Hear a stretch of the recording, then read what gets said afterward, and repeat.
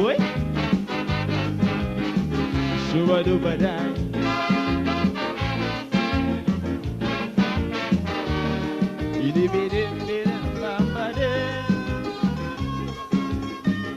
This blessed country, oh land of beauty, I pray for thee.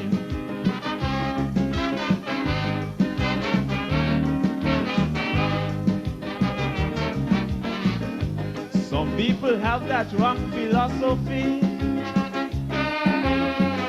that politicians can save a country. They never try and do it spiritually. And now the system exploding on we. The country in a recession, a big change from the old time religion. Mankind rewriting history in a modern but a bad version. We're living in our final days. Take a look and change your ways. Our beautiful country, going back to slavery days, only a prayer for the land can stop drug violence and crime. A prayer for the land, yes, these are the signs of the end of time. A prayer for the land, the price of living, man, is so high. A prayer for the land, that even the rich like the poor cry. You say you're concerned and care, we country living in fear, but all are we born right here. So let's say a prayer, the Almighty Father will hear. And I see, share the life, share the life. Boy, Shuba-duba-dai.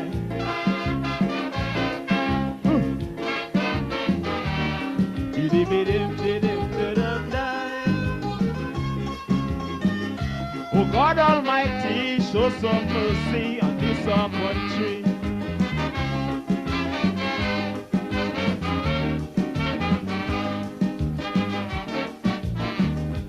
Moral standard gone way down the drain.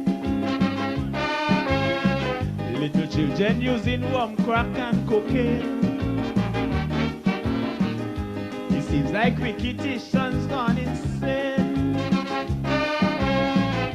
and everyone playing the dirty game. Too much guns and drugs in the country, owned by Tom, Dick and Harry. But if you're wrong, you must pay for it. For the law, no one above it. Put an end to victimization, oppression and segregation. It's not a good thing for this country, so let's try and wipe it out totally with a prayer for the land, of fire and brimstone go burn with it. A prayer for the land, some say they're picking out who should get paid. A prayer for the land, and that's why the prisoners burn down the jail. A prayer for the land, one day it must prevail. Please don't let this country become an next Haiti. No peace, no unity. Bow down humbly, the Almighty will answer it. Oh yeah, DJ-MORRISHAW-JANUARY, Shuba-duba-dai.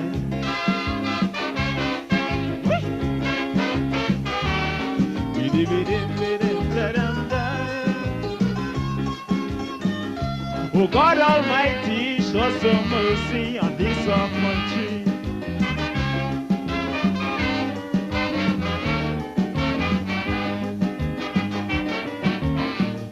They now call we terror Paradise Island. No longer a country where peace abound. Yes, I used to boast about my land of beauty, the freest nation with democracy.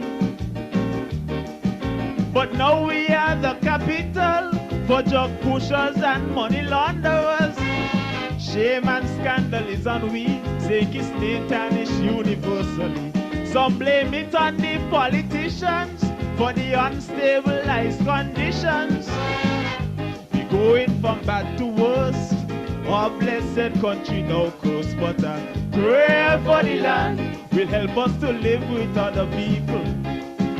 I pray for the land, for that's why the nation in big trouble. I pray for the land, united we stand, divided we fall. I pray for the land, citizens answer your duty call. Righteousness exalts the nation. The most I hate poor man depression. So I'm calling on everyone to take a stand. Take it, listen to my song. Did a bado bamboy, shubaduba die. What?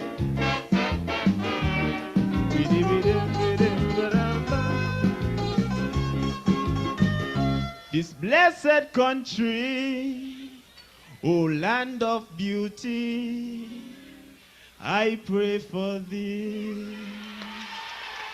Song of the man mighty Craig. Pray for the land, I pray for the Federation of St. Kitts Nevis. I'm DJ-MORRISHAW and I'm coming to you live and direct from my bunker here in the Republic of St. Paul's. Yes, you heard it right.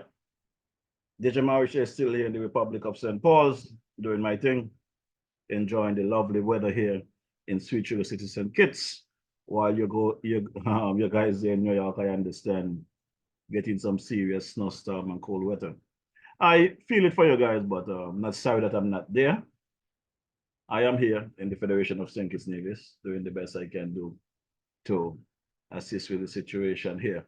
So before I go into the next song, let me say hello to some early birds because they know I go live at 6 o'clock. I purposely went live at 5:40 that I could organize my thing, but you guys are already here, like you guys just waiting for DJ-MORRISHAW, you know?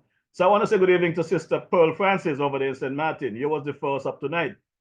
You pop on the screen. I don't know if you're still in St. Kitts or you're back in St. Martin, but good evening. How is the kids? How is the family? Hope all is well with you. Kittish and King, good evening. Hope all is well. You see, Mr. Pearl Francis is in Houston. Wow. Well, speaking of Houston, you know, I had a partner of mine visiting for Sugar Mass 52. Partner by the name of Eustace Hendrickson, coming all the way out of Houston, Texas. Told me that he have to go back with a happy heart. And the only way he can leave the Federation happy is once he get a chance to go across to Cabo and get some of that good fungi and fish I talk about. Well, he called me last Monday, told me he's leaving this Wednesday. But I think he set me up because in the end, he didn't leave today. He left yesterday, but he wanted to make sure that I make myself available for him. So Eustace and I and his son came and then went across to Nevis, had a good time on Saturday. We stopped there. Our first stop was as the man there, Mikey Slack. I want to thank Mikey Slack for, as usual, providing transportation for DJ-MORRISHAW and crew when we are on Nevis. So I know folks think things are free, but Mikey Slack, know that things cost money. So I want to thank you for your contribution, Brother Mikey. But after stopping at Mikey, when I was about to head across to Moffett, I was informed that Moffett was closed. She's not doing too well. So I want to send praise and a lot of love across to Sister Moffett Slack there at Slack's Liquor Store in Charlestown. I also want to big up my boy, Jeff Pemberton. I think he was under the weather as well. So good evening, Brother Jeff Pemberton. My boy, Tulu. Hope all is well with you, my brother. Just want to big you up one more time. Well, our next stop was at the Culture Bar there, Sister Loretta.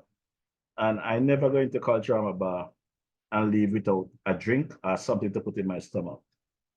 So apart from drinking a couple of Magnums, Loretta makes sure she gave me my banana drink, my honey, because I guess she realized that there's a flu going around and anybody can catch it. So she makes sure she organized me with a big bottle, not a small bottle of honey, natural honey, a real bottle of honey.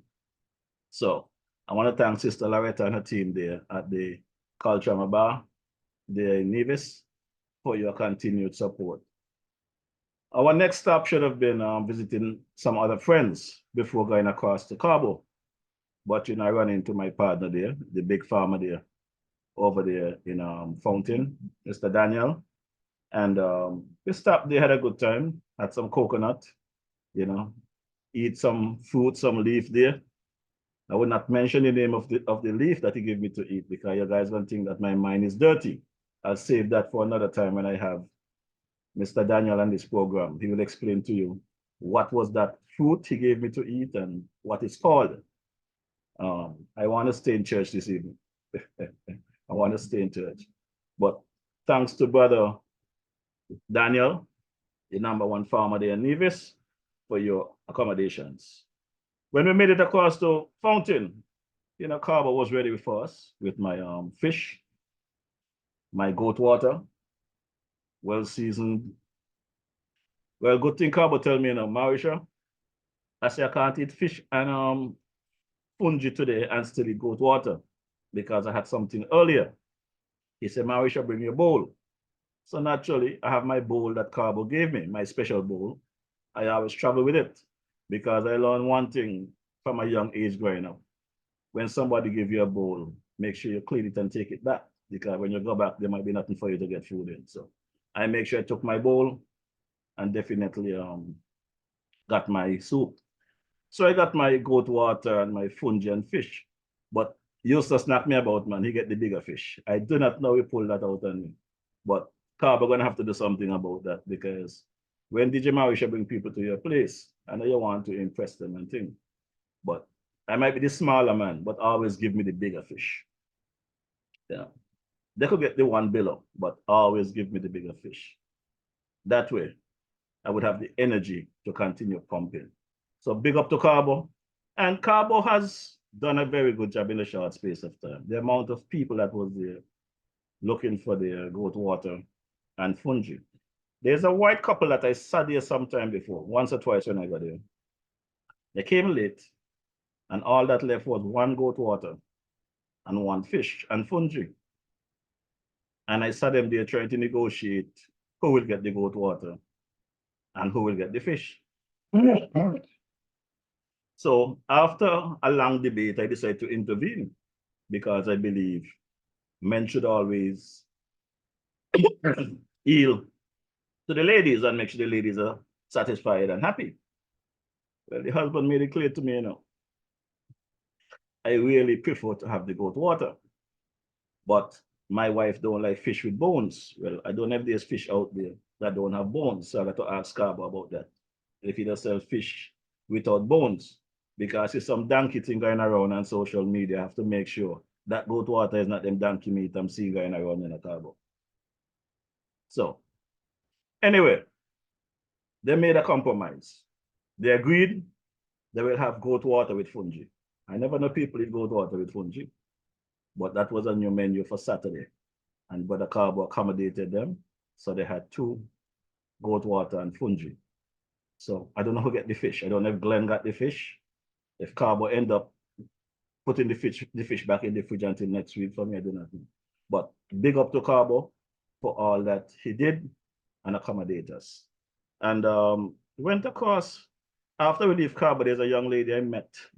Her name was Cecily. She sells at the Owali as well. She sells whatever she sells there on the sideline there. I want to big up Cecily for accommodating us as well. Thanks for the drinks and the warm welcome to your home. Hope that when I visit Nevis again, I will run into you. So as we continue, bigging up Jessica Lewis, are you on the door? Enoch Smithen, Ruby Walters, Sebastian Williams, welcome to the Federation. How is Etty? How is Etty Footel? I hope she's doing okay. The man Maxwell Daguire, good evening, how are you doing? Caitlin Daguire, Douglas Soy, welcome, how are you doing? Valerie Pemberton, Gina Hull, Sister Abby, Harrigan Archibald, welcome to the ride. E. Rose Morton, welcome to the ride. Iroy Burgundy, welcome.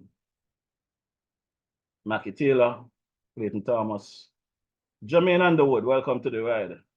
I guess this Underwood name might be someone from the UK, because I know an Englishman by the name of Bob Underwood, who was my supervisor at the hospital in the engineering department. Fanny Herbert, good evening. How are you doing? J.R. Brown, Darlene Innes, Sandra Merritt, Tamika Salid. Welcome. So, well, someone said it was in Moffat today, so that means Moffat is back on track. Great, great. Jeanette Tyson, Tavanti Huggins, Patricia Hendrickson, Millicent Cornelius, Ernest Webb, Ruthlin Hill, Centric Daniel, Farrell, Carol Liebert, Frankie Lawrence, Wilma Prokop, welcome to the ride. Tamika Bartlett. And a big up sister Patricia Bartlett as well. Let's go across to the New York area. Big up sister Ann Farrell Smith. How you doing? Sister Cora Bennett. Want to big up my engineer, the man Ike, over there in the Brooklyn area. Hope you and the family are doing well. Sister Gwyneth Marisha, good evening. Hope all is well with you as well. Sister Dorothy Allen, my mascot. Hope all is well with you. Sister Nesta, hope all is well with you. Tracy Jeffers, Tracy Powell, Linda, hope all is well with you guys. And that end. Also want to touch my boy there, Brother Elman Hawley, Sam Francis, Sister Sarah Francis, and crew. The man Thaddeus Depaswa over there in the Florida area. How about the man Ivor Henry? Ivor only 2 hours this evening, nothing past, okay? Just want you to know that is a 2-hour thing this evening. Touch my sister there, Sister Cicely Brown, Pastor Brown there in the Nevis area. My sister Esther over there in Tartola. On the Big Yup and Makish and the kids there. I want to send condolences to my friend there in Tartola as well, Sister Marcia Smith, and the passing of your mother. Hope all is well with the family. My cousin there, Buckle. Hope you guys are doing well. My uncle Eustace. And my cousin there, Kent Bernier, over there in the St. Thomas area. I also want to big up Prime Minister Joe. Hope all is well with you. I hope the folks are taking care of you. Haven't seen you since the start of the year. So I hope things are going well with you, my brother, and the rest of the cabinet of ministers. Sister Marsha Henderson, Samuel Duggins, Brother Douglas, Denzel Douglas, the man Nata, Brother Gat, Sister Phillips. Hope all is well with you guys, and things are working out. We have a lot to talk about this evening, you know, a whole lot to talk about. But before we get into the conversation, I know some of you love the conversation, don't want to hear the music, but I get to meet a young man from Old Road some time back, about a year and a half ago, and I have looked at him progressing over the past couple of months. And I think he came second in the Soca Monarch. A guy by the name of T-Bone, always show me massive respect, always reach out to touch base just to say hello. And I see that his band there did tribute to Mickey Stokes and to Ayatollah, band by the name of Upset Squad. And I really want to, I'm gonna drop this track for you, the people, to take a listen, because these guys, it's a lot of work to come up and arrange and perform these songs the way that they do. So I appreciate them, so I want you to get the opportunity to appreciate it as well. So let's take a listen to Upset Squad, and we're gonna come back and get into the things. Want to pick up the man Django? How about the man there, Brother Elvin Ellie? How you doing? Happy New Year. How is the wife? Hope everything is good on your end. Stand by for Upset Squad with tribute to the King Ayatollah and the man Mickey Stokes. Kaiso! Well, this one is a tribute to our fallen Calypso legends. King Ayatollah and Mickey Stokes. Coming from war!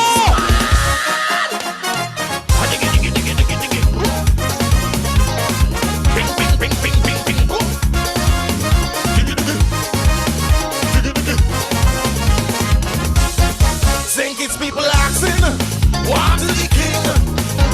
For 3 years now, they my heads in a thing. From a hero to a guy so macho, the man couldn't think the final show. Honorable Congress, mighty battered bourgeois. They had to move when the man come take over. 3 long years in the wilderness, asking the fans them for forgiveness. This year I plan to rise up the youngsters and show the whole nation he was the best. Let me go. 3 long years, sugar bowl. 3 long years, this was a rocky soul. I have told I wasn't old and cold. Oh no no. 3 long years, tell one he rascal. 3 long years, he wasn't suicidal. He just came to blow up the carnival. Hold on there. Give me some sax.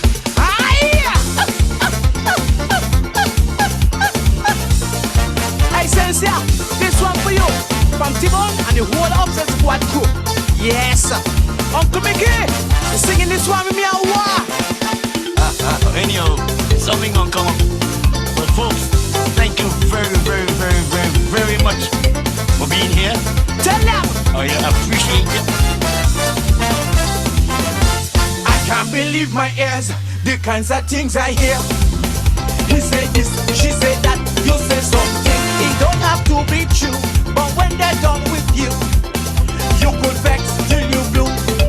Go to a lawyer and still get the pressure, and still hear his fever, he burning like wildfire. Them troublemakers, they're worse than a traitor. They don't have to buy no newspaper. What they say, you say. What happened today? Ah, kind of things. Ah, kind of things. Tell me if it's true. What Sugar Boy say for you? Ah, kind of things. Ah, kind of things.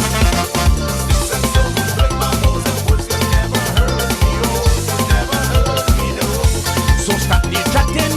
You could jump up like a bike, and you could kick up like a donkey. Me not got no photos money. Come let me and you show them what to do. Ah, kind of things. Ah, kind of things. No bad attitude. Time to get down root. Ah, kind of things. Ah, kind of things. Upset Squad! Boy, I like how I pay tribute to this musical legend. And I'm honored to pay respect to the bad boy king, the king of soca. McNoy, you talk. Let me give some love to the Ayatollah. Rup.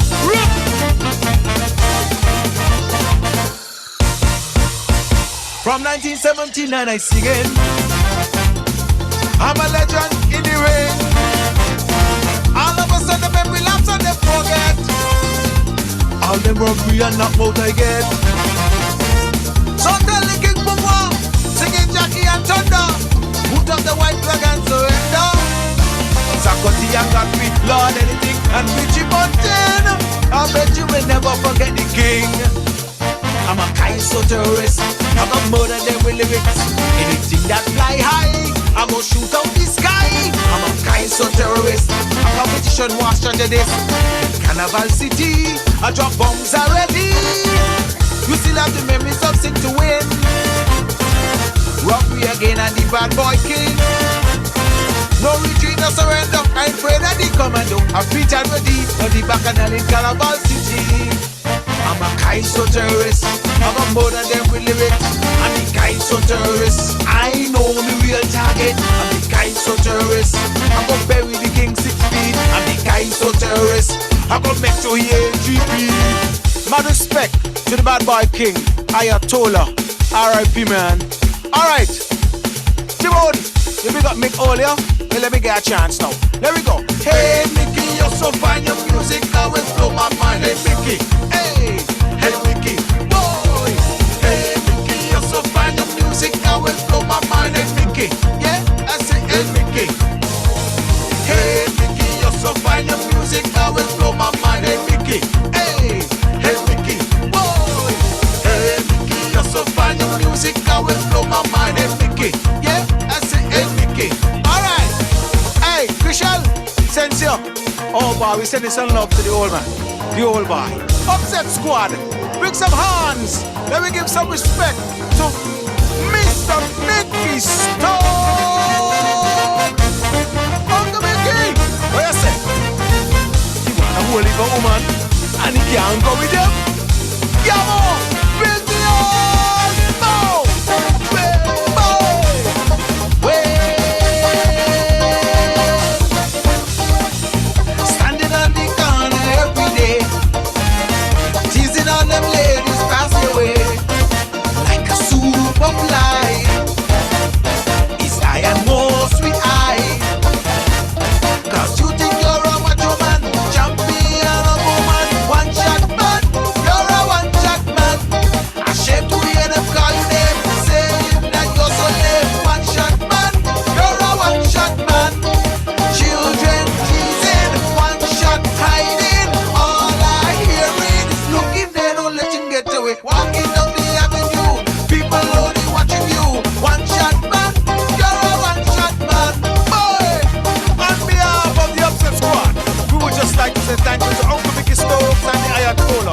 sterling contribution to Carnival over the year. We said thank you for the music, thank you for the memories. We will never forget you. Yes, that's the sound of the man. T-Bone and the Upset Squad paying tribute to the man Ayatollah and Mickey Stokes. Great job, guys. Great job. I want to say a good evening to Sister Beverly Marisha. I guess she's on mine. Margaret Skeet. Samira Eddie, welcome. Loretta Wharton, welcome to the ride.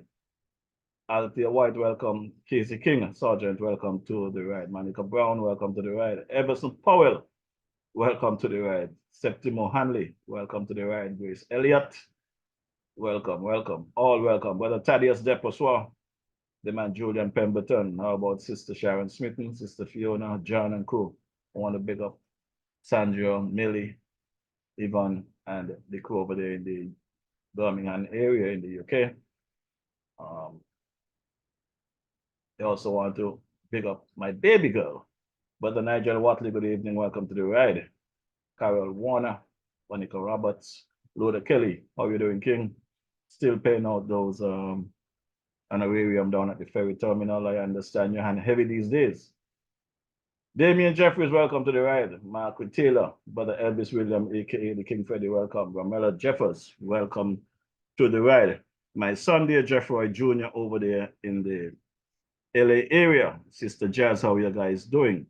Well, we're gonna get straight. Hi, Mona Davis. We're gonna get straight into the chatter, you know, because I know some of you might have remember some time back while I was trying to bring some awareness to the island of Nevis. I had sent a journalist across to Nevis some months back. And I want to say good evening to Sister Hazel Claxton. And you're someplace on a boat. I understand you're cruising and going to talk your business. Wherever you are, enjoy yourself. Thanks for your continued support. But I sent Brother Andrew Huey of the SK Newsline to try and check out the situation there and Nevis and come up with a story to try and highlight the happenings in Nevis. Well, you guys know that since I have done all of those things, some people try to burn down the house. I ain't got any control over that. It is their house if they want to burn it down. But I have a responsibility to bring the message and the story that Brother Huey came up with. Monday evening, Brother Huey messaged me and sent me a link that he has completed the story. It's been a while, but he finally completed the story. It is on the SKN Newsline website in video form. It is also on YouTube in video form. And I'm going to play it tonight in audio form. So if you want to see the actual video, you would realize that Brother Andrew Huey did a very good job. And he basically gave credit to yours truly, Jeffroy Marisha, for the pictures of the expansion ring at the Alexandria Hospital.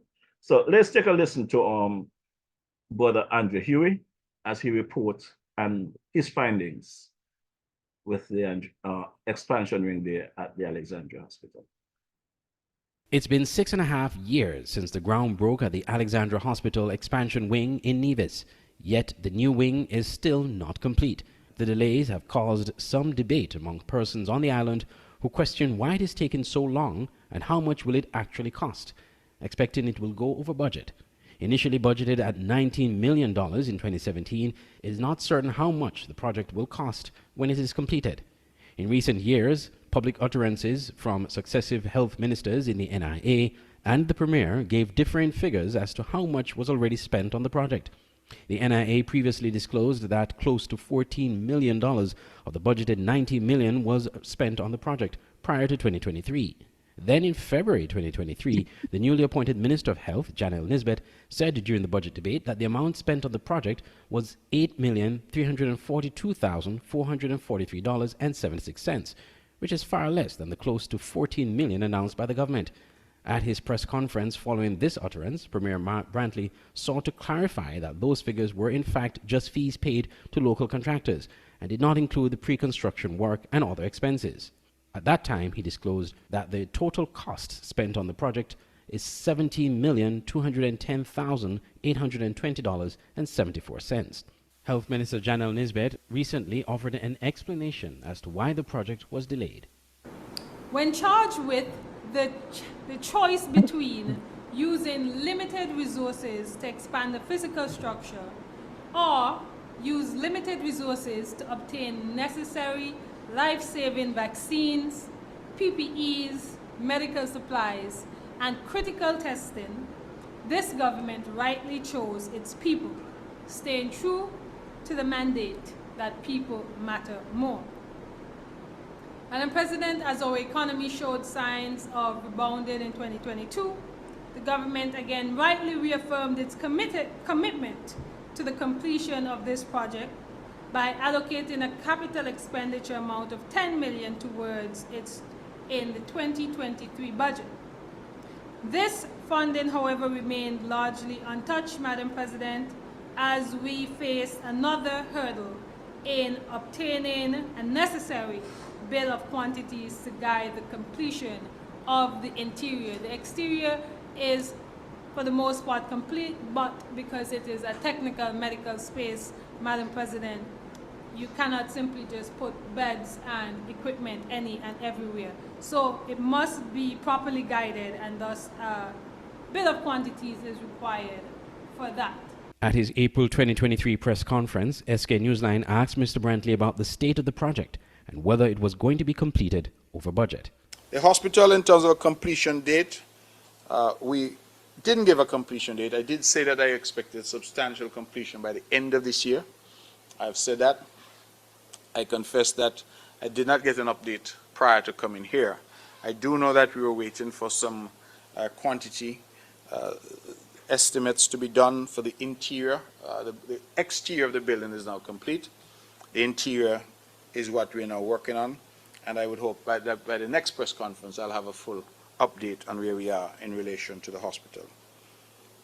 Will it be finished within budget? No. We expect that it will go over budget for a number of reasons. Because of the delays, yes, the time that has gone, but also because, as you know, materials and the cost of construction has gone up exponentially. So we do anticipate that it will go over budget. We're trying to, however, ensure that it doesn't go too far over the original budget. And we are working already with donors to see what we can do in terms of outfitting the hospital, the equipment, because remember, that's an additional cost to get all the necessary equipment, fixtures, furniture, etc. in. In the budget debate in December 2023, Health Minister Nisbet provided an update on the project. We contracted a local quantity surveyor in St. Kitts. However, they have at this time failed to deliver such that would allow us to move the project to the final stages. Madam President, this matter, failure to deliver, is now in the hands of our legal department, and we have taken steps to move forward with the project actively. So we have since contracted the medical design consultants to provide the necessary bill of quantities, and we have signed the agreement with them on November 1st of this year with a delivery timeline of 6 to 8 weeks for said bill of quantities. I've reached out earlier this week to the point person, and I was assured that we are still well on schedule for delivery. So in the upcoming weeks, we shall have that in hand, and in the first quarter, we can actively, vigorously begin work on the interior of this much-awaited expansion with the earmarked capital expenditure in this budget of $8 million. But for one local commentator, the completion of the hospital project and some of the challenges it is experiencing may be hinged on how it started. Dr. Kelvin Daly believes the government erred and broke the law on procurement in relation to the project. What we need to really focus now on is what was the legal process for awarding the contracts in the first place. Now I have here in my hand the Navy's Tenders Board Ordinance 2007. This document was passed when NRP was in the government and when they exited in 2013. So this, interestingly, is the law of the land. This is the ordinance, the Nevis Tenders Board Ordinance 2007. This is supposed to guide the government in its procurement of equipment, in the awarding of contracts for construction, but none of that was done. So we really need to look at the legality of what transpired back in 2017. They brought a consultant in that was supposed to give a report, 400-page report or something. We have yet to see it. The contractors are yet to see it. Nobody has seen it, what he was paid for. We understand from the Premier, I believe he quoted a figure of something like $400,000 that he paid. If I'm mistaken, then it can't be much off. That he paid for this consultant to do a flow-through the design. When you have an equipment schedule, you build your hospital around your equipment schedule. So you know exactly what piece of equipment goes into what room, and you retrofit that room to suit the power supply, whatever you need in terms of vacuums, whatever you need in terms of AC, whatever you need. That machine gets planted there. That is its home. We don't even have an equipment supply, a schedule to say exactly which piece of equipment is going to go where. The thing is so bad, Mr. Huey, is that even the elevator was built too small for the gurneys. They had to break it down and start again. There's a ramp in the middle of the building. Who puts a ramp in the middle of a hospital? What are you going to do? Roll the persons up on a gurney from the first floor to the bottom floor? It makes no sense. SK Newsline will continue to monitor the progress in this developing story. So, my good people, that is the end of that report coming from Andrew Huey, and I want to take this opportunity to publicly thank Brother Huey and his staff there at the SK Newsline for investigating and complete the request to bring this story to us. Now, DJ-MORRISHAW, you're not going to be stressing yourself out about your Nevis people. The report is there from Brother Huey. The facts are there. And if you want to continue talk, day in, day out, night in, night out, and don't put any action in bringing an end to this kind of massacre that is taking place on Nevis, that on you all. I'll be coming to Carver to eat my goat water and my fish. I'll be visiting my friends in Nevis. But I sure as hell won't be stressing myself out about people who don't care about themselves. You all like it some. So you all continue to enjoy the knockout that you're all getting. Now, I have the first commentary for the coming out of Brother Dwyer Astafan. I have some reservation in playing this commentary. And why I have some reservation, it is a very powerful commentary. It brings some information that I want to believe, if they are factual, and I don't think Dwyer going to come and analyze anything that is lies. But I prefer if Dwyer comes straight and say what things are and not just throw out food for thought and then get the general public in a frenzy. I know he have the facts and I prefer to hear. I invited Dwyer here this evening to substantiate the things that he has on this clip. And he said to me that he had previous commitment for this evening. So I said to him that at his earliest convenience, we have to have a conversation about this clip. Because for me, as a citizen of the Federation, it is a very troubling situation if what Dwyer is saying here is factual. So in the interest of everybody, I will play the commentary from Dwyer, but I will reserve my thoughts for another time when I can speak to Dwyer directly. I don't want to assume, and I am not one who spread propaganda. Did you hear this? Did you hear that? I want to know the facts are what they are. So let's take a listen to Brother Dwyer Astafan, and I'll come back at the end of this. Greetings and a peaceful, productive, progressive, and prosperous new year to all.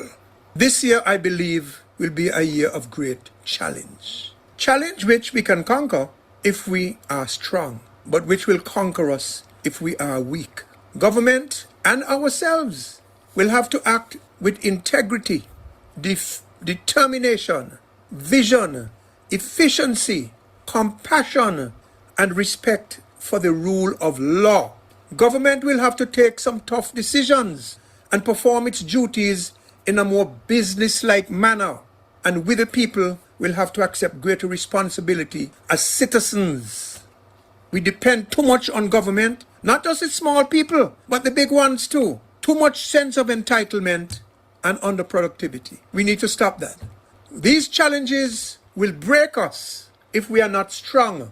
And I'm going to give you some illustrations of situations which, if not tackled with strength and purpose, will put this country in boiling water. And nobody will be excluded from that. So the challenges can break us, or we can use these challenges for us to break records. The choice is in our hands. The hands of the government and the hands of the people. Now, why would I be talking about challenges? Happy New Year, bright New Year, everything pretty. Everything is not pretty. And the best time to speak about challenges is when you're starting something, not when you're halfway through it. Let me explain some of these challenges. At budget time, while the contents of the budget address are important, I don't think that enough of us take time to look at the report of the Director of Audit. At budget time, the Minister of Finance publishes the budget address for the upcoming year, so that last month, Dr. Drew will have presented the budget for 2024, while the Director of Audit submitted her report on the accounting for the fiscal year before 2023, which was the year 2022. And this is how it works. I'll be happy to share a copy of her report with you. WhatsApp me at 662-4921. Give me your email if you want it sent by email, and I'll send it to you either by WhatsApp or by email. Here are some of the matters of concern raised in the report of the Director of Audit. And these are challenges for us. For the year 2022, Parliament had approved a budget for $952 million. But on top of that, the government, through appropriation and supplementary warrants, pulled out another $432 million from the public purse. This increased the original budget by 45%, not 4.5 or 10% or 15, 45%. If you are budgeting something and you have to go beyond that by 45%, in the absence of some calamity or other, then you are doing something that is wrong. And here's what the Director of Audit had to say. This blow up of 45%, as she said, was not in compliance with Section 32, subsection 1 of the Finance Administration Act, which places a limit of 25% increase on the annual estimates.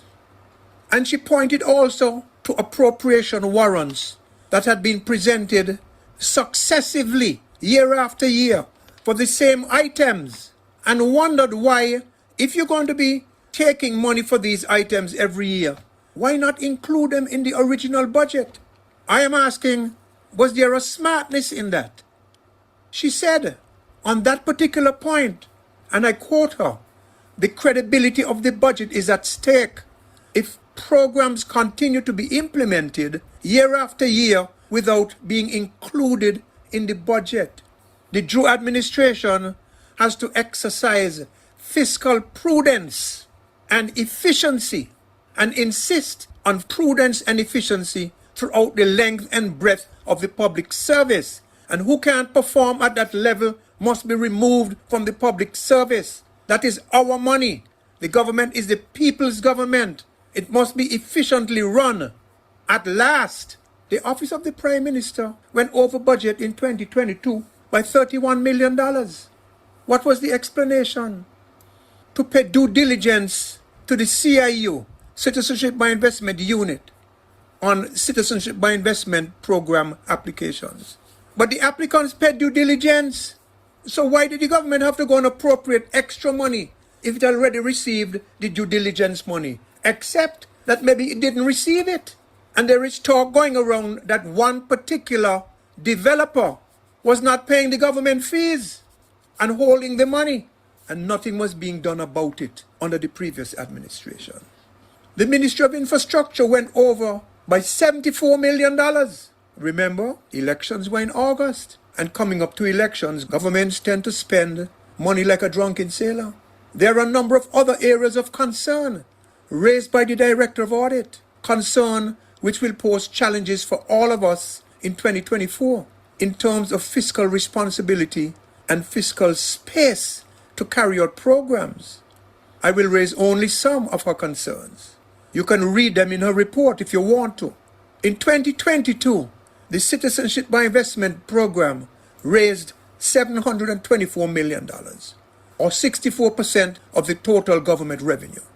In 2023, this figure will go down, in my estimation, by about $200 million, to say $500 million. And in 2024, my guesstimate is it will go down to maybe $300 million, which is $400 million less than it would have been in 2022. This exposes grave challenges for the country.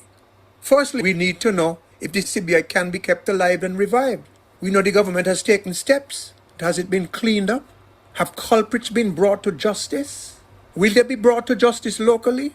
Will the Director of Public Prosecutions, the Special Prosecutor, be given a free hand to do what he thinks he needs to do in defending and protecting the public interest through the law?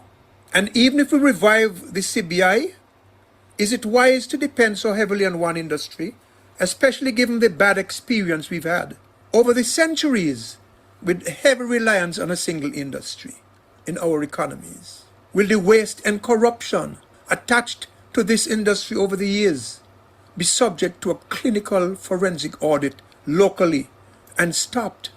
What will the government do about these white elephant CBI projects that have made tens or hundreds of millions of dollars for foreigners and a handful of their treacherous and greedy local friends who need to face justice, all of them, at the expense and loss to you, the people of St. Kitts, to the tune of as much, by my guesstimate, of about $8 billion? How will government find short, medium, and long-term alternatives to avoid the country falling into economic, social, and political boiling water? How will the government and the country sustain itself? Are these challenges or just this light talk? Where will it find $800,000 a day to pay wages and salaries and other emoluments in the public service? Where will it find about the same $800,000 a day to cover the social safety net programs that it covers? Where will it find the guts to tell businesses that it can and will no longer keep their long-term workers on step and that the free labor is done in those cases? Step was PEP before, and then yes before that, going back to 2009. That's how long it started.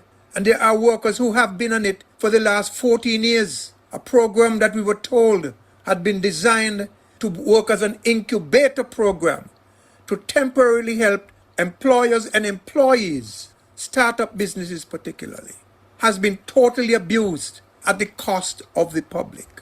This is a failed program. And we've heard that the government is going to try to tidy them all up. Talk is cheap, we want action. This is a good time for the country to get a proper dose of reality.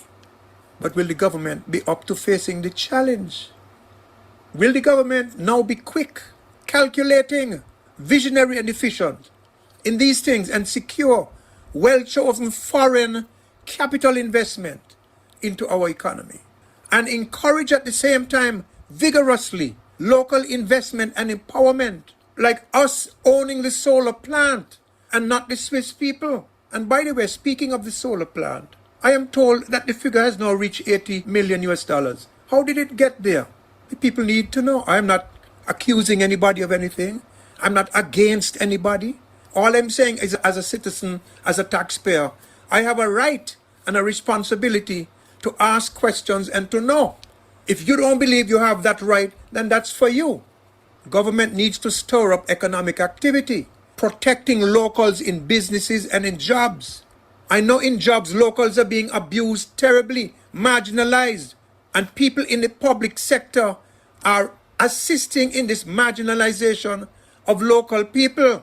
The government needs to collect the $68 million owed to the Inland Revenue Department, mostly by large and medium-sized businesses who are challenging and running the clock on the government. That money can be used for the hospital, for education, for water, for energy, for food, for infrastructure. Everybody must pay their share.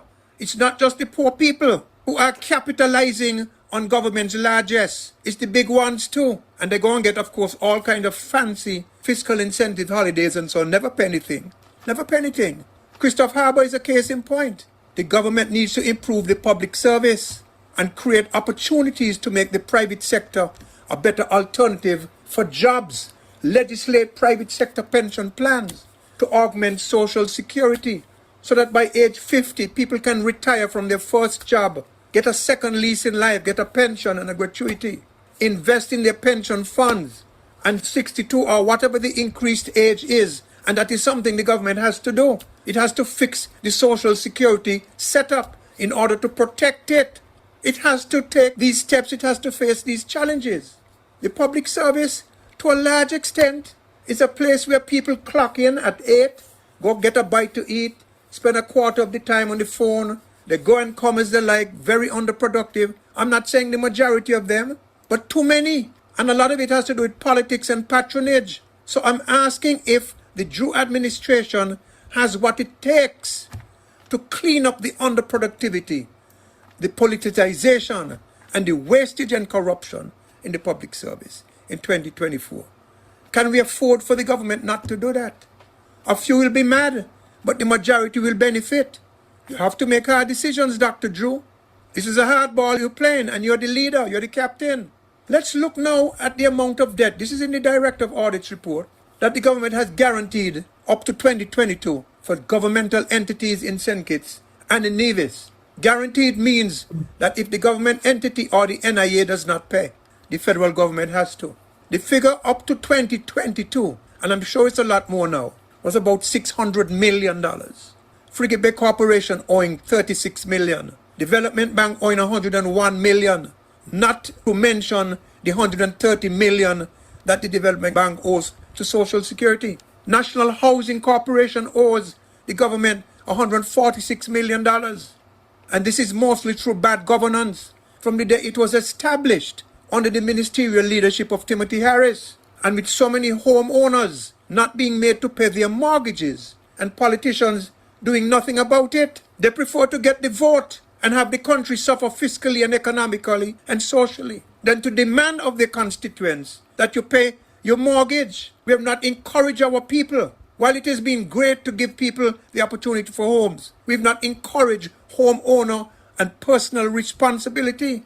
Will the Drew government face this challenge this year and be able to collect so that those debts which are guaranteed by the government for national housing and these other entities will go down and improve the government's fiscal and economic position? Those things have to be done, or else we're going to be boiled. The situation is too burdensome on a small government, in a small country, in a small economy like ours. Not sustainable, dangerous. And statutory corporations and other government entities simply have to be better and more professionally run.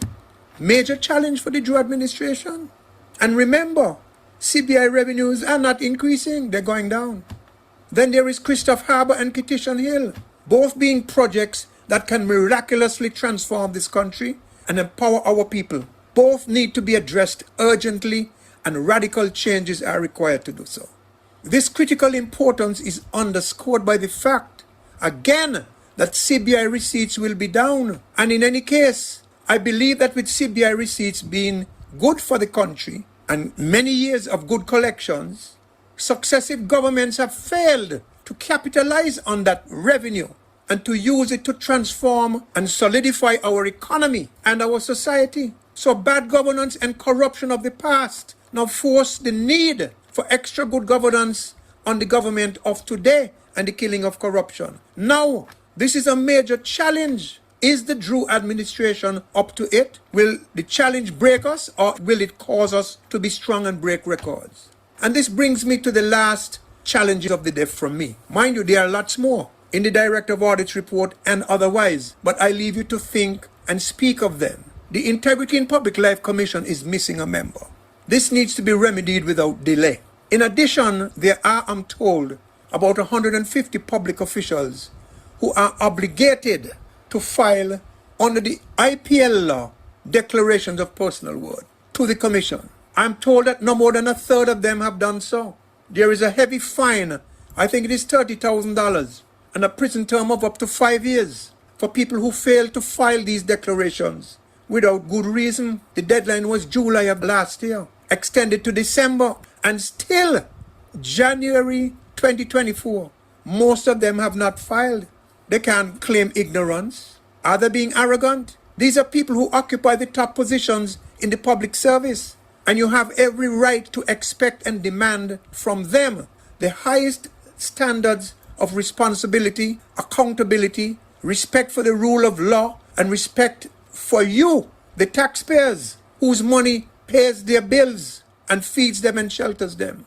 How can they manage and administer people below them in the public service? How can they act as trustees for our best interests? How can they or the government expect respect from a country when we hear talk about good governance and integrity in public life, while the majority of them, the top people, are spitting in the face of the law? I say that all who have failed to file their declarations, starting at the very highest levels, should be charged and prosecuted by the DPP and dismissed from the public service. Time to clean up the country. If the government is serious about cleaning up, then it must do so now and start within. But is the Drew administration and is the Integrity Commission up to this challenge? If they are, then they will have to stand aside and let the DPP or the special prosecutor do his work. Finally, on good governance, the procurement process in this country is a mess, totally inadequate and vulnerable to corrupt practices. The government has to fix this now. For starters, I can tell you that the Public Works Department approves contractors without doing full due diligence on them. And it's not only the Public Works Department. There are other government entities, including Social Security, which do business with people presenting as companies, but their companies have been struck from the record at the Financial Services Regulatory Commission. In other words, they're presenting as companies, but those companies do not exist. That is fraud, and they're defrauding the government and whoever else they're doing business with, and getting away with it, with the government, including with Social Security. So who is up to the challenge to put a stop to these things in 2024? And there's much more that I can say, but I think I've said enough for now. Will the government and will we, the people of St. Kitts and Nevis, allow these challenges to break us, or will we be strong and use them to break records in 2024? Time will... Well, Brother Dwyer Astafan, great commentary, powerful message, a lot of information to digest. As I said at the top, prior to playing the commentary there, I would have preferred that you're here today for us to have a little conversation, because you started off by speaking about which government in 2022 went over budget and all of this good stuff. And we know we had two governments in 22. We had the former Team Unity administration and we had the New Labour administration. So I would have preferred if you had said the former. Under the former Team Unity administration, this was the situation, so that folks are not confused. Now, there's a good question. With all of these things that you pointed out in this commentary, is the Labour administration, is Prime Minister Joe and them ready to take on the fight? Because naturally, supporters of the Labour Party are going to get caught in this crossfire. The former Team Unity administration have done some serious damage to the Federation. And hadn't God give us the reprieve in August of 2022, we would not have never known the amount of millions and billions that disappear, or maybe not disappear, but someplace hanging out.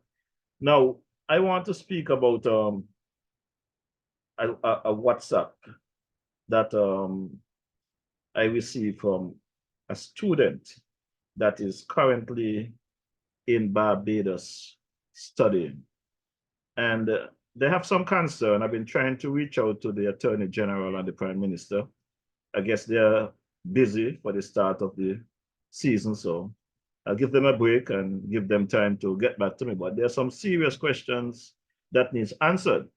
And as I've always said on this program, When I reach out to these ministers to speak to them privately, to get information privately, and I cannot reach them, they're not going to come here and do it publicly. I know you guys listen to the program. So you guys have a choice to return my calls or get the message via the World Wide Web. And the message that was sent to me, it says, for tonight, alert. Several students who applied for student loans are in distress because the funds are yet available. And those who left home hoping that they will get the funds by the end of the first semester are now wondering if they will be able to continue their studies. If the funds are not released to make payments for January, we hope that the Prime Minister can give a positive response to the students who are in distress. Now, I can recall not too long ago, the Prime Minister make an announcement that they met the development bank in shambles, but I think it was some 10 million or more dollars was injected into the development bank to bring it back in good standing. And students now can get their loan. I'm not sure if it's at a 3% or 5%. Don't quote me. If any one of you listening has the information, put it in the thread so that people can get the facts. I am one who not much and the talking. I might speak here on a Wednesday evening because it requires me to speak for you to understand the information. But I believe in action. You know, the government, the Labour government led by Dr. Drew, is there now, I think, for some 16 months or whatever. And I know they have done a lot of stuff. I have read out their achievements here, and I will do that again this evening at some point. But I think there are some things that we need to take on head on and deal with it. And I know the Prime Minister said at a caucus that I attend that they are working on the what do you call it, the electoral reform process and the boundary change and all that good stuff. And everything will be done, hopefully by the anniversary date of 2024, which is the 5th of August of 2024. But there's so many other things that we heard release and there's no updates.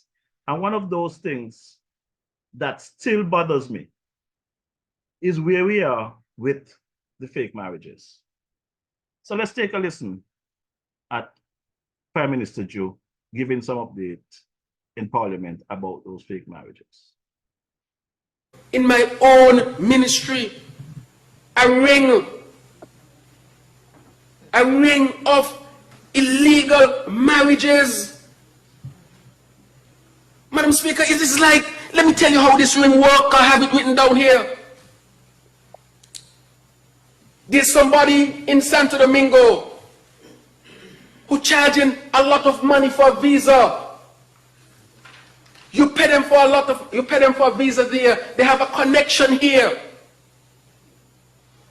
So you buy your plane ticket and you come in with your very expensive visa, of which this government only making 10%.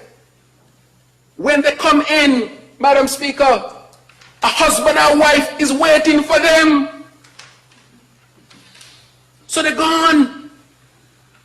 Marry, more money again, Madam Speaker.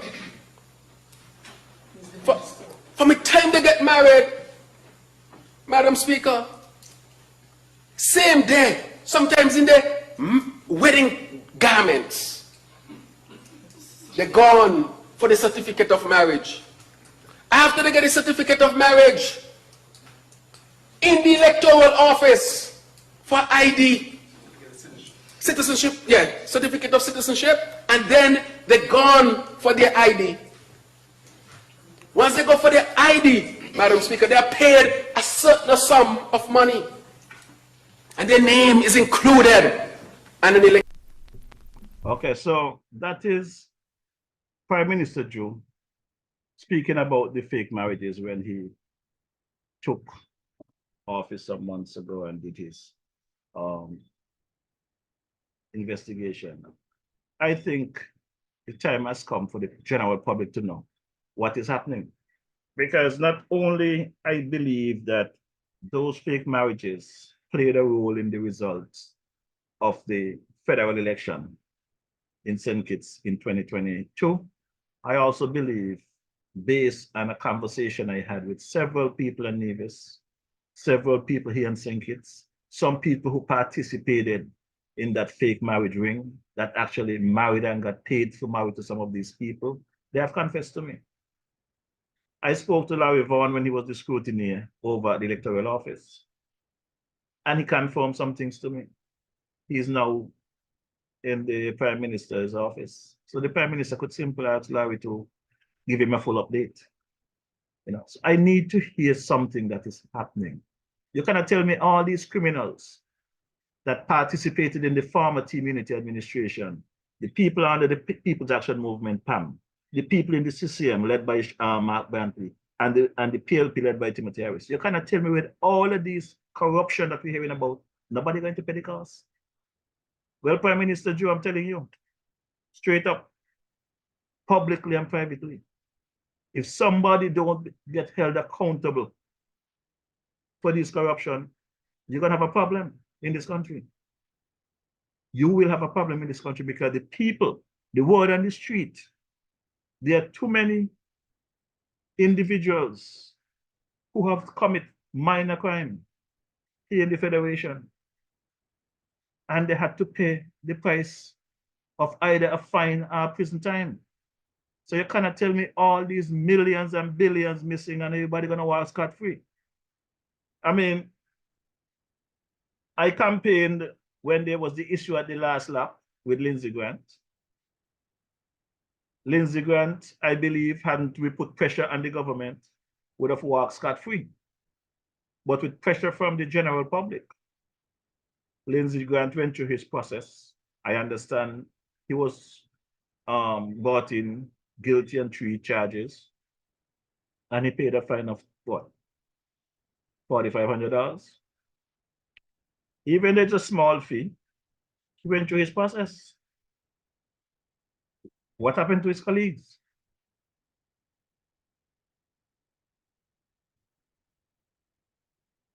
Are they above the law?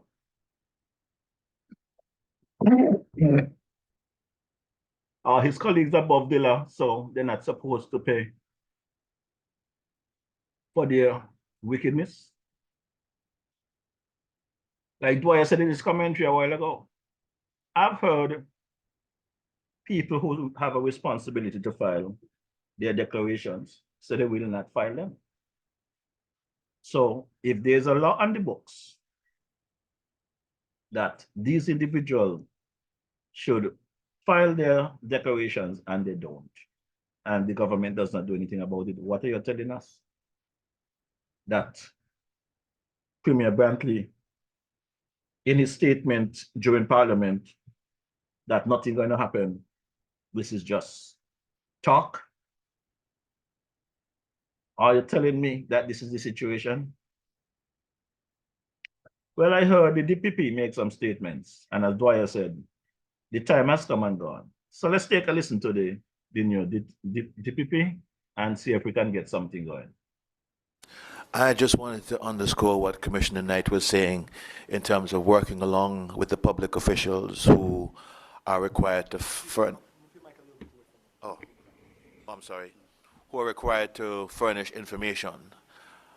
We realize that public officials are busy individuals. Believe it or not, I mean, I had started preparing my declaration around the end of October, and I didn't finish it until December 1 because I had a lot of things doing and so on and so forth. But we realize there's a need for sometimes supporting documentation with respect to some of the items underneath there. And I thought that, you know, I think the obligation to report is more important than not reporting at all. So in discussions with the chairman of the commission, we said, look, if it is that you don't have the supporting documentation, you can put an estimate of the information, or what you think the information is, and you put on the form subject to verification. The important thing is we want you to file. And thereafter, once you've filed, the members of the commission will reach out to you with respect to getting that additional information which had to be verified. We're trying to let the law work in a pragmatic way rather than in a big stick way. And for the benefit of my Nevis counterparts who didn't hear the tone of the DBP before, I understand that you can print names of defaulters. Your DPP stands ready. As soon as you hand over those names, I've already drafted the charges. I've already drafted it. It's just a matter of putting in your name and signing it and the different dates and so on, and a charge is laid. I've already laid down the gauntlet. It's either you do what you're required to do or you suffer the inconvenience of having to pay lawyer, inconvenience of going to court, etc. The choice is yours. If I may, well, Mr. DPP, thanks for the encouragement. On Nevis, our Integrity Commission has been up and running since about 2018. We have been collecting declarations.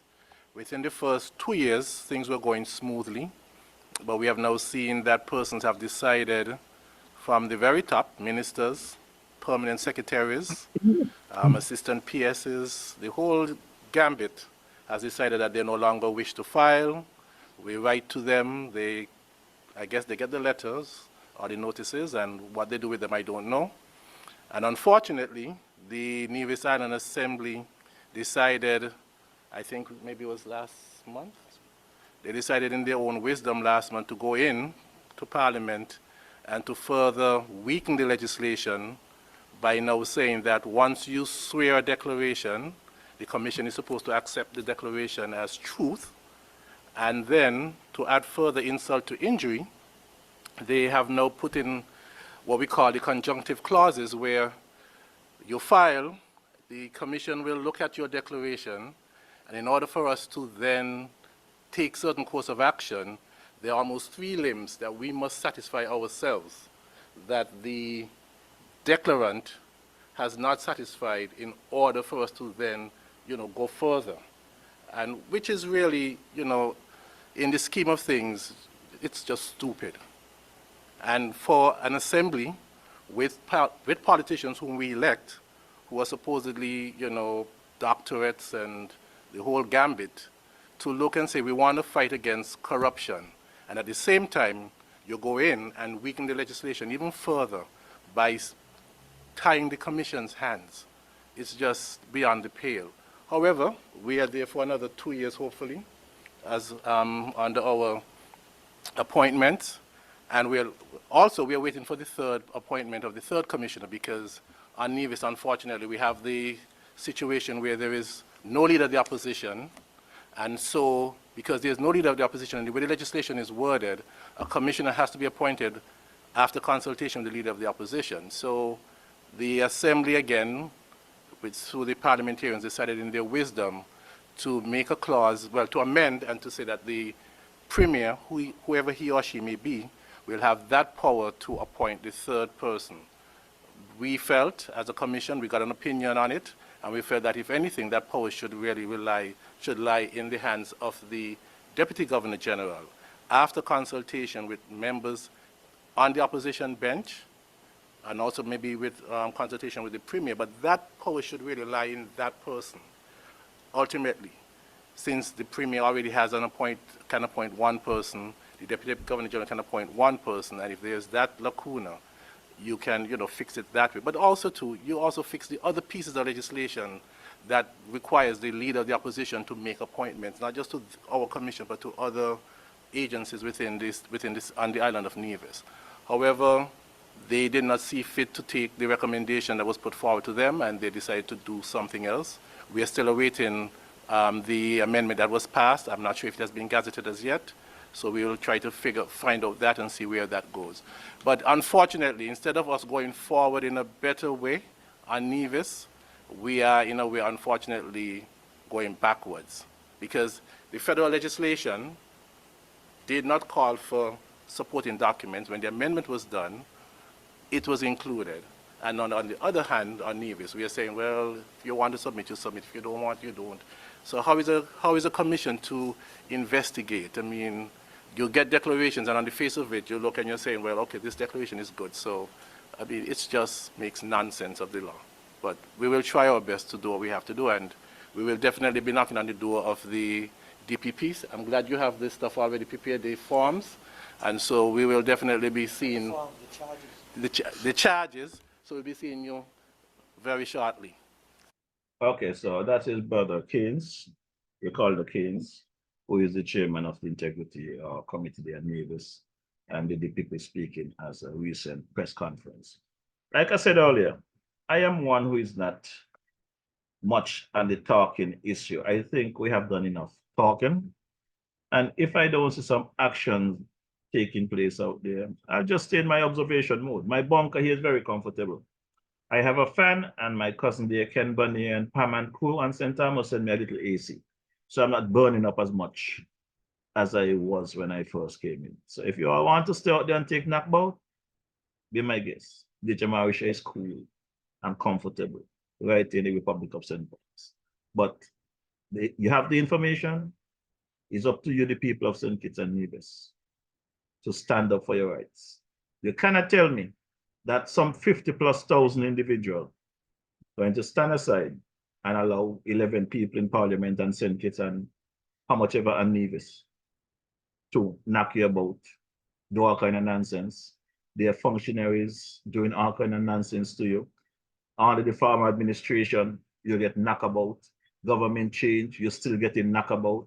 People not returning call. Some of them lose their phone since the government change, and it's a lot of nonsense. I'm hearing the complaints. DJ-MORRISHAW is fine, you know. DJ-MORRISHAW is okay. DJ-MORRISHAW is not complaining because I understand the process. I'm learning a lot of things. And like Dwyer said about that procurement act, it's killing the Federation because there's too many things can be repaired simply. But because of whatever is going on at Public Works, whatever is going on in the Procurement Act is causing some pain. You cannot tell me that the government have all of these buildings around the Federation locked down, breakdown, need repair, but they're renting space for office from all kind of people paying all of these millions of dollars per year for rent when they have so many buildings there. Locked down. That just does not make sense to me. If they give me one of those buildings, I could make good use of it. If they don't have no use for it, I can utilize one and make it good for the community. You know, last week I had a conversation here with Brother Dr. Rollins, aka the Wussy, and it was a very good conversation. We can go through every community, every district in St. Kitts and Nevis and utilize one, whether it might be a recreation center, a community hall, or one of those government buildings that is just sitting there. We can refurbish it, give the young people something to do, show them how to do a trade, teach them how to do innovation. DJ-MORRISHAW is here capable and ready to assist in any program that the Prime Minister and his team wants to put together. Let's put the young people to do something, not just sit in home and collect a check. What is called it? PAP, PEP, STEP, Elevate, Family Peace. Come on. You could do better than this for our people. We have enough tradesmen and the Federation that can train these kids. They might have had the opportunity to go to a university or go to a trade school, but that doesn't mean that their life is over when we have so many people here that can assist. You know, so let's get our heads together. You know, let's try our best. And you know, I got a song here, and I got to play this song because I understand they throw my partner out of the eliminations or the semifinals, one of them. My boy, Brother Godfrey, the foot soldiers. Mr. Prime Minister, you needed the foot soldiers on the ground during the campaign. The phone numbers, them, everybody know how to call me. The numbers, them have not changed, right? They have not changed. And your foot soldiers can do a lot for the community to help the people on the ground. come 2025, the election season, the campaign season is going to kick off, because you're going to have to run a campaign for 2 years to really change heart and minds with what I am hearing on the ground. So if this year, 2024, you guys don't get in gear and make some things happen, it's going to be a hard fight. And it should not be a hard fight. It should be a very easy fight. It's very easy to satisfy people. The same foot soldiers you reach out to during the campaign, reach out to them now. Give them an opportunity to work with the folks in the community. You cannot meet with everyone, but your foot soldiers can do that. Like I told Wussy last week, I saw my boy Milo Box yesterday. I said, Milo, people like you and Wussy and myself, couple of guys, Django, man, we could jump in a vehicle, go to the community. I have 2 domino tables. We could have a pop-up domino game any place. As a matter of fact, whoever out there can afford it, DJ-MORRISHAW is requesting, I need 4 fold-up tables, 4 plastic tables for my domino table, because I can put my domino tables in the vehicle and pop up any place and entertain some people in a community. So I am asking whoever have that contact, whether it's Prime Minister, AG, Minister of Tourism, Minister of Culture, whoever, try and find some funds and donate 8 fold-up tables to DJ-MORRISHAW. Let's have some pop-up games in the communities and bring the people together. So I'm looking forward to getting those cheers from you guys, and let's entertain the general public. But let me drop this track in tribute to my boy, Godfrey. Lyrically, very lovely song. Sister Naomi Ward, I know you're one of the foot soldiers, you know. Joseph Buchanan, I know you're a foot soldier as well. Bigging up my boy, Big Lice. I hope you still have your feet.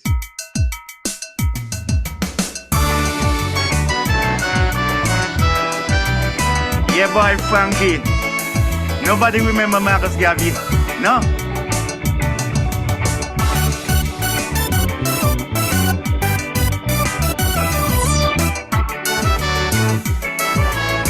Yeah, boy, Frankie.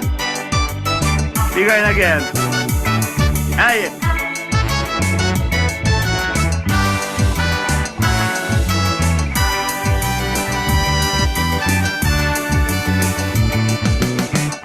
I want to use this Kaiso medium to bring a matter to your attention. Let all who have ears draw near to hear the plight of the foot soldiers all over, everywhere. After working like hell to ensure victory, you overlooked us for them journey. Come lately, when we are the ones who do all the dirty work on the campaign trail. We are the ones whose loyalty to our party never fail. You forget the soldiers, the real foot soldiers. Can't you feel our pain? It's we who does beyond duty campaign, and it's we who does be down in the trenches fighting. It's we who does take bullets and blows for you. It's we who does leave the war battles scarred and blue. I'm talking about the foot soldiers fighting on the front line, putting up posters and signs for the battle of the mind. Oh yeah, I'm talking about the foot soldiers who does do all the dirty work. And after election, we put on vacation until the next election. The foot soldiers, yeah man. The mighty Godfrey. Trouble. Lovely rendition. Yeah, Frankie. Yeah, just 2 kinds of foot soldiers. The real foot soldiers and the fakers.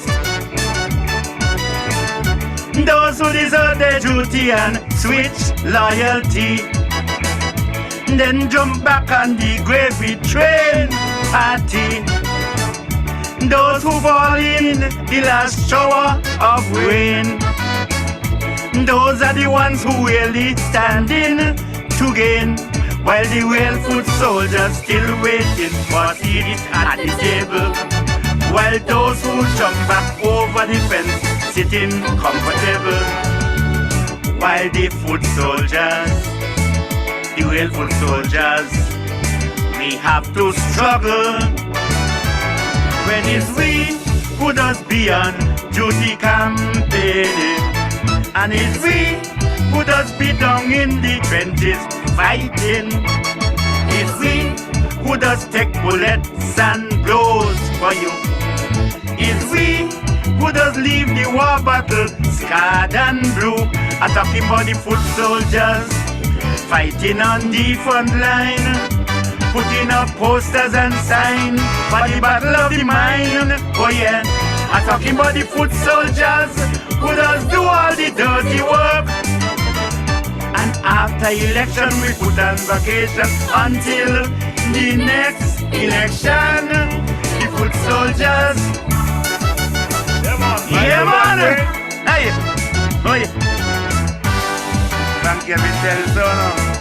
Nobody remember Marcus Garvey. Nah. The real foot soldiers never waver. Their loyalty remains forever. They will hold the fort when all else has failed. They can be bought, their integrity not for sale. All politicians and all them high officials depend on the real foot soldiers for their survival, while the real foot soldiers always get to the end of the stick, while opportunists and bloodsuckers reaping the benefits as big board members and advisors. What for foot soldiers? When it's we who does beyond duty campaigning, and it's we who does be down in the trenches fighting. It's we who does take bullets and blows for you. It's we who does leave the war battles scarred and blue. I'm talking about the foot soldiers fighting on the front line, putting up posters and signs for the battle of the mind. Oh yeah, I'm talking about the foot soldiers who does do all the dirty work. And after election we put on vacation until the next election. The foot soldiers. Yeah man, yeah man. Hey. Well.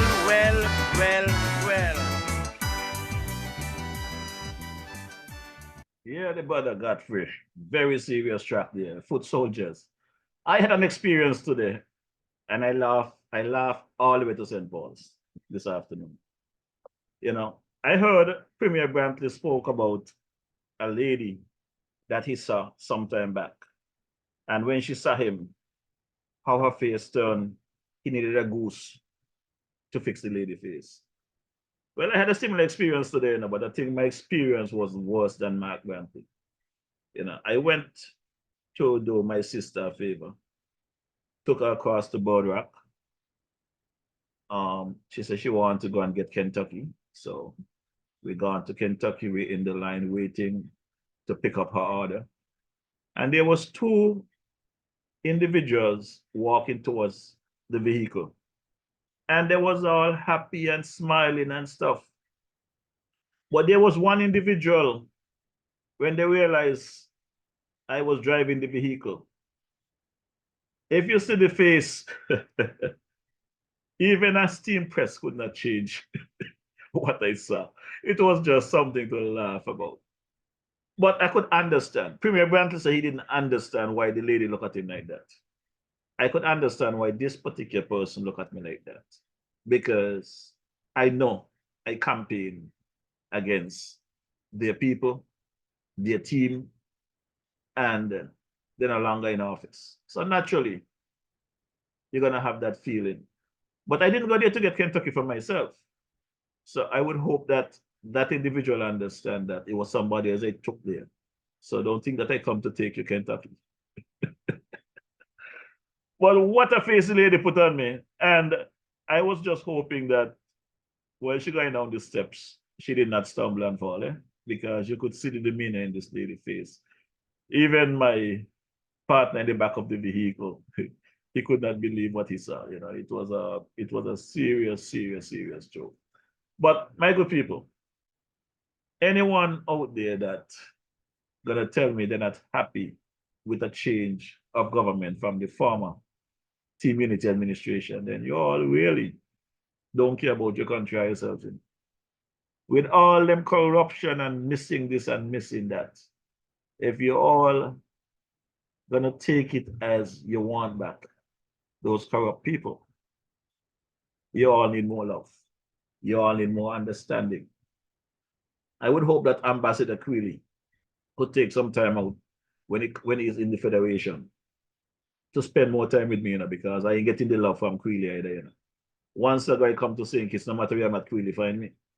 I glimpse Ambassador Quealy twice, and I'm sure he's back in Morocco. So, Brother Quealy, I ain't feeling the love anymore, partner. I'm feeling the love from Austin Williams. So, Brother Rekka, good evening, sir. Hope all is well. Also want to big up my boy there, Mr. Warner, from Warner One Stop there, Simon earlier. Hope all is well with you and your sister and your family. We're gonna drop this one for you, Mr. Warner.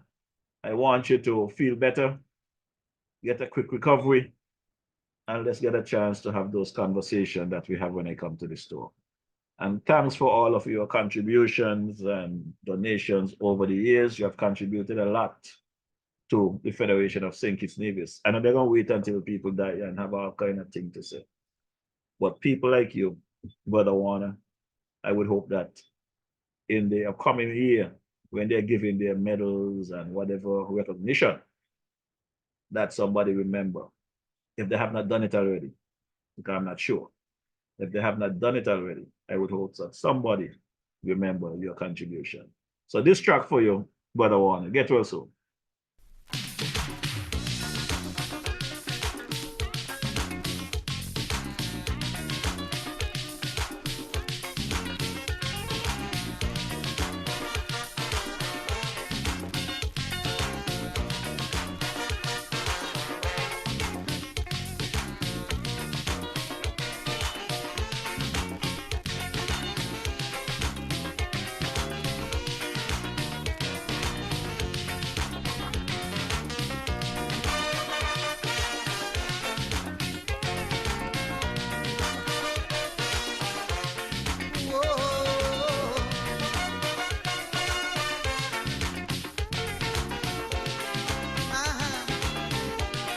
Yeah, Brother Gypsy. I hear clamoring in the world, saying Satan is in control of mankind, mind, body, and soul. May I pose this question to you? Do you firmly believe that's true? Or is people like me and you who just making the whole world blue? When we show no consideration for the man that is on the ground, and we act without hesitation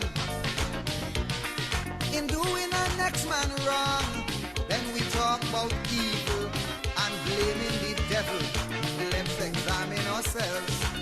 We should firmly believe no seas too rough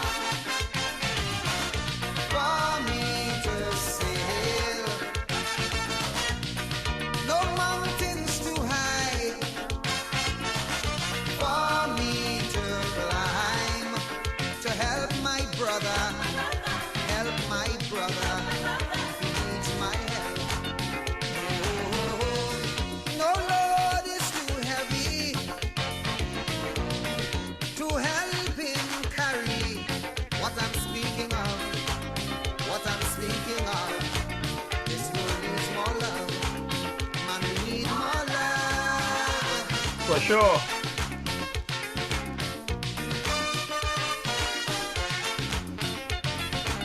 Thank you, Steve. It's massive. Let's show some love. Light up the place. Let's love each other. 2024. The year for change. I listen to us every day. Talk about loving the best way. Where we really mean what we say. And every Sunday morning we perch on the first pew inside the church. Love's the reason we congregate. Then we poison we mind with hate. When we pass someone by the wayside, see him suffering nevermore, and be the first one to pass judgment. Is it sins that he paying for? But while we judge people and what we think they do, we are being judged too. We should firmly believe no seas to rob for me to sail. No mountain is too high for me to climb. To help my brother, he needs my help. No load is too heavy to help him carry what I'm speaking of. What I'm speaking of, people, this world needs more love. Yes, we need more love.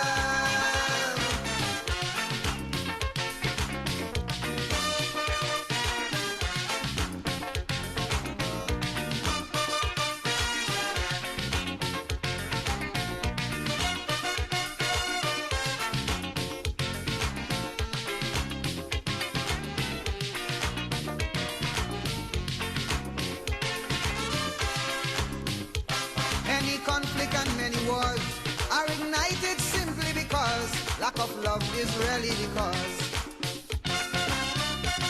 So much squabble and so much fight that goes on between black and white. And even though we know it's not right, it's the reason we can't unite. We show contempt for God's creation and the beauty that lives within, and instead judge class and position and the simple color of one's skin, ignoring that the Creator, they love one another. How could we disobey such rule? We should firmly believe no seas to rob for me to sail. No mountains too high for me to climb. To help my brother, he needs my help. No load could ever be too heavy to help him carry what I'm speaking of. What I'm speaking of. This world needs more love.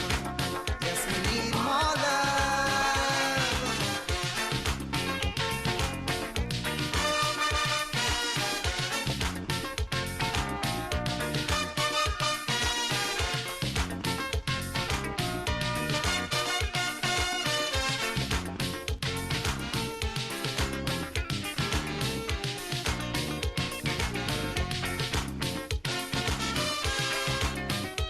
Let us swallow our foolish pride, put petty jealousy aside, and by the laws of nature abide.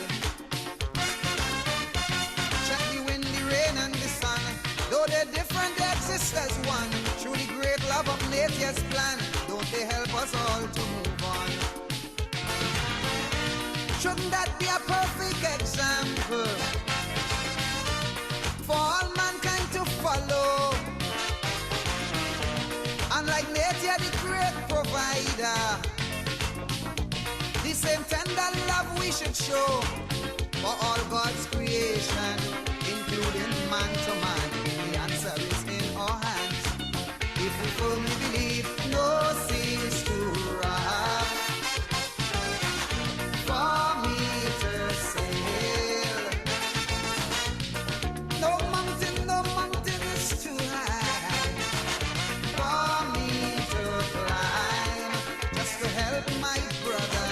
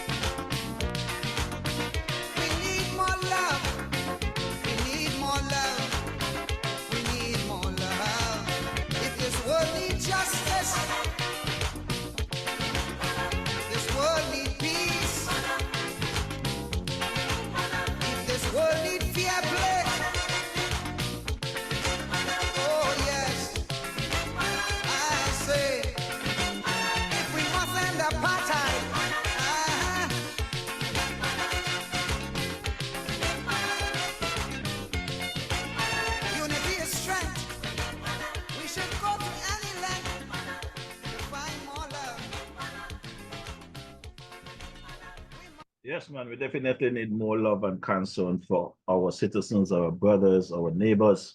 As a matter of fact, I want to big up some friends there, some folks I met at Cabos, visiting from Bermuda. They tell me they listen weekly and they enjoy the program. You know, I have been running into some folks on the street. I cannot believe that so many people here in the Federation locally listen to this program, but stay silent. But they enjoy the program, they appreciate the content, which is good. And I get some very high rating from my boy there, brother Wusi. Last week, I calls from Hawaii, from Morocco, from the UK. Folks around the globe that were listening, intent. Local folks here in the Federation as well, who said they appreciate the conversation. They did not know that I was so involved in law enforcement and stuff like that. I tell them you all have a lot more to learn. This little black boy from St. Paul's didn't go up north and come back with naught. This little black boy went north and come back with a whole ton of things that I can share with my people here. As I've said to folks, many of you might not get the opportunity that I have, I receive, but I'm willing to share. You just have to have an open mind, willing to listen, and you will receive some great consultation. And guess what? You don't have to pay for my advice, you know. The government, them and the opposition, them, they're paying advisors for giving them fake information and wrong information. When DJ-Morrish should tell you something, bet your life, it's going to work. Once you follow it, follow what I tell you to do, it's going to work. You know. I want to pick up my favorite cousin there in St. Thomas, Sister Natalie Carty. How you doing? How is Caroline? Hope all is well. Sister Etlin Blyden Cannon, I hope all is well. My brother there called Morris. Sister Valencia Morris, the man Avon Brown. Sour. Patsy Brown, Ma and Ralph. I want to big up my folks there in the Tobago area. Brother Victor Beard, Gloria Beard, the boy Roger Wallace, missionary Deborah Wallace, how you doing? How about my girl there, Melissa Beard? Over in Trinidad, you got my boy Janelle and Chanel. Hope you guys are okay with the grandkids. You know, people still wishing me Happy New Year. And the 10th of January, the year's old, you know. I had a supervisor, well, not a supervisor, a vice president of Bronx 7 Hospital. No matter what time of the year he see me when I return back to New York, he shake my hand and always welcome me back and everything. I normally go back like the end of January, as a matter of fact, and he welcomed me back. I remember we was in contract negotiation, and I was putting some heat under them to give the people a good raise. And Brother Shelley asked me when I tried to shake his hand and tell him Happy New Year. He said, Jeff is an old year. I hope he rests in peace. Brother Shelley was a nice guy at heart, but he was cool, man. You know, he supported a lot of things because of Shelley. I was able to travel to St. Kitts on a regular basis when the other supervisors denied my vacation. I just got by Shelley. Shelley tell me, man, Jeff, go enjoy yourself. Don't worry about it. When you come back, we talk. You know, so anyone that works at Bronx 7 would understand the relationship I would have had with those folks there at Bronx 7, and everybody loved the DJ. Where I had issues is the people that I was trying to help. There was undermining. Many of them after I left and moved on, they called me every day complaining. Said I was a good man, I did a good job supervising them. But you know, changes are hard to come by for people, no matter how it's going to be beneficial to them. The word change kills them. And you know, that leads me into this conversation. I'm trying to find the DPP, not the DPP, sorry, the AG, Garth Wilkin. If anybody see him, tell him DJ-Morrish sent him a message. DJ-Morrish call him, and DJ-Morrish need to speak with him. Because I need to know the status of these fake marriages. I think they say it's up to 1,000 plus now. I need to know what's going on with that. I don't want to come here week after week beating on it. If it's not going to go anywhere, come and tell the people it's not going to go anywhere and let's move on. It doesn't make sense beating a dead horse. Just come and tell the people what's going on and let's move on.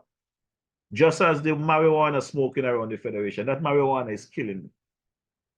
The last conversation I heard is that they didn't have the ticket books with the act in there to give a summons.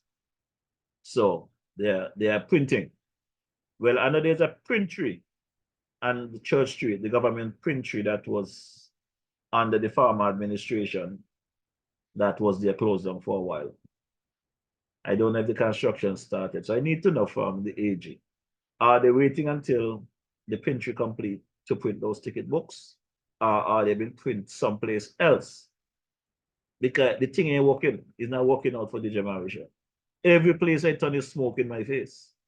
You walk up 4th Street, is smoke in my face. You get on the ferry terminal, you can't sit down and have a good drink. Your clothes stink of marijuana. If you got to go and visit someone or you're going to work or whatever, your clothes stink of marijuana. People will think that you're smoking. This is not fair.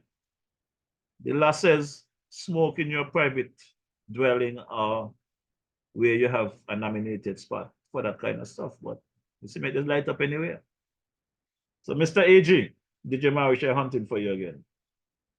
DJ-MORRISHAW is looking for you. So wherever you are around the globe, I hope somebody send you a message because you are a wanted man on this program.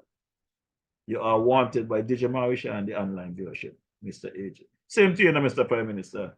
National security, we need to hear from you. Minister of Health, we need to hear from you, Mr. Prime Minister. This housing minister, they're missing in action, the Deputy Prime Minister, Education Minister, Honorable Jeffrey Handy, we need to hear from you as well. There's too many unanswered questions out there people want to know. I ran into the ombudsman yesterday, and you know, they must know when to stay away from me, and then I went to make themselves available. Because I've been looking for this ombudsman for God knows how long. I don't know where to find him, but I find him yesterday. And I believe I find him because I no longer have any urgent need to go to his office. I take a step back. Let the people who run in politics, who want to be ministers, speak to the ombudsman. DJ-MORRISHAW are going to relax and observe. So I invited the ombudsman here that we could have a chat and speak to the general public about his role, how things are coming along since he has been appointed to the position. And he explained to me that he's getting a new office in a different location. So let's do it in February when he has already moved to that new location where he can give up-to-date information. So I give the ombudsman a reprieve. And Mr. Ombudsman, you don't have to worry about the DJ, you know. Many things I was coming at you with, they're not on the table. Those things I put on the side. Let the people who want to do it their way, like Frank Sinatra, do it their way. MORRISHAW take a reprieve. DJ-MORRISHAW not stressing himself out. DJ-MORRISHAW is paying close attention to what's happening here and St. Kitts specifically. My eyes are on the federal government, the federal cabinet right now. There's a lot of things that I see happening that we need to speak about, that we need to pull up the ministers on. We cannot wait until campaign season to try and justify. They got to start 2024 doing the things for the people. Follow their manifesto. Make the people happy. Because St. Kitts people, and also the Federation, the people in St. Kitts Nevis, they got very short memory. Eh? They cost you for a month. You get them $500 bonus. They start cost you for maybe the weekend. And next week they start up again. They cost you again. You need a reprieve. So in my view, the way to handle business is not about just giving double salary and honorarium. Yes, the double salary, if that is what is in the mechanism and that is what the government could afford, I'm not here to change all of that. But I want to hear the crying stop. There's a lot of people that are not benefiting. The poorer class are not benefiting from these bonuses, from these funds. You know, as I said some time back, the first time I ever put on a red shirt and campaign in any politics was in 2022. I took a walk over in Deep Bay with Honorable Senator Clark, the Honorable Dr. Desiree Douglas, Sister Vasquez, and a whole bunch of people, General Tracy Mason. And we walked through Jeppe. There's a young man from St. Paul's that live on the hill there by Cooper's. He basically, where he live, sheep pen look better than it. He got a child. Them guys are not bankable. Those guys would never be able to build a house of their own. And I spoke to the Prime Minister in this regard, and the Prime Minister explained to me that this is where Social Security comes in. There are people who are supposed to benefit, these people are supposed to benefit out of Social Security, but for whatever reason, loans after loans come out of Social Security to give to people who already have it. As a matter of fact, I don't know how many of you remember during the campaign trail, they were giving out some house, I think, up St. Peter's. And the Honorable Eugene Hamilton said 2 houses went missing. Well, I wonder where they went. I mean, I hear nothing about that since then. They said 2 houses went missing. That's what Hamilton said. The number didn't add up, so I do not know where they are. I got to check with my brother there, the man Cedric Leibert. He too. I can't find Cedric these days, During the campaign, I could have found Cedric. I could have found lawyer Anthony. They know how to call me and say, DJ, we need this, we need that. I can't find them these days. Tell them my number no change. We got to come into the community of Newton, Young, St. Paul, Saddlers, Parsons, wherever. Christ Church, go up the road. We have to go into these communities and reach out to people, just like we did when he was campaigning. Well, Brother Thaddeus, the ombudsman is Pastor Williams. Pastor Williams, he will be here sometime. You will get to meet the gentleman. Very pleasant guy. I think it was a good choice to make him the ombudsman. But I also want to let the people know is that in spite of all, DJ-MORRISHAW is a born survivor. And no matter what is thrown at the DJ, I'm going to come back. I'm going to bounce like a cricket ball. I was born to survive. The man Gypsy.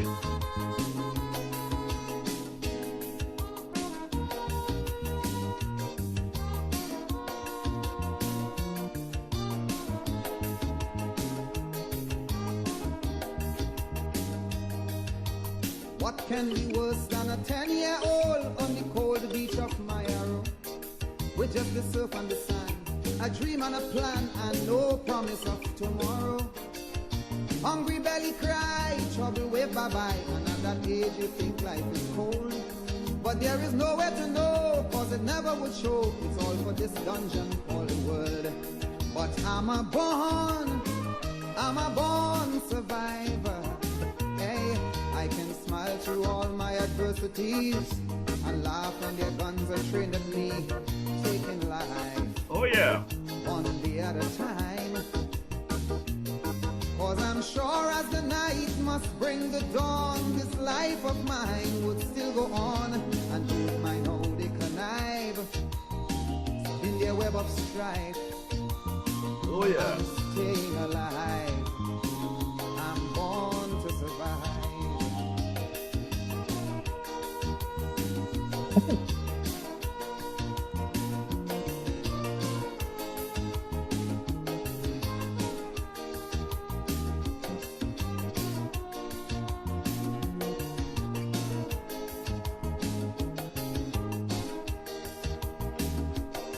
There have been times gone by when I watch mama cry and I know daddy hurt inside.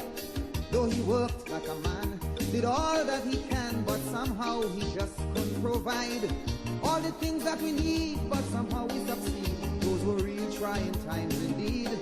But then I couldn't understand that that was part of the plan that would make me a much stronger man. And I'm a born survivor, yes. I can smile through all my adversities and laugh when their guns are trained at me, taking life. Oh yeah. One day at a time. Cause I'm sure as the night must bring the dawn, this life of mine would still go on, and those mine how they connive in their web of strife. alive. I'm born to survive.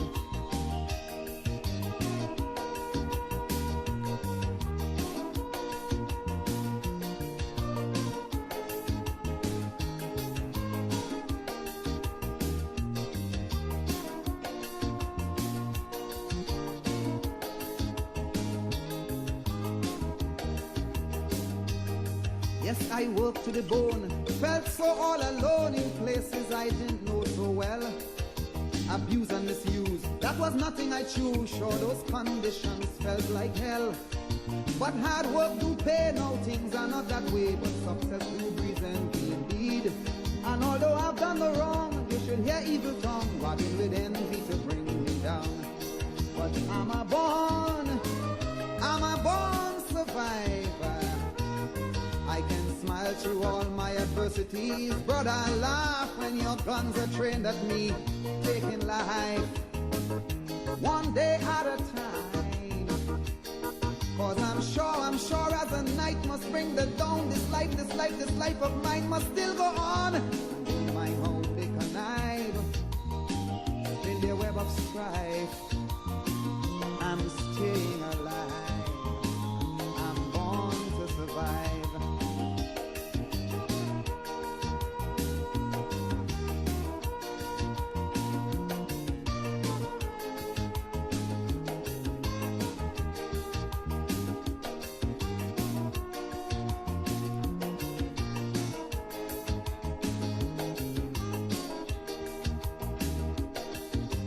I cannot hide, yes it hurts down inside, cause there's blood running through my vein.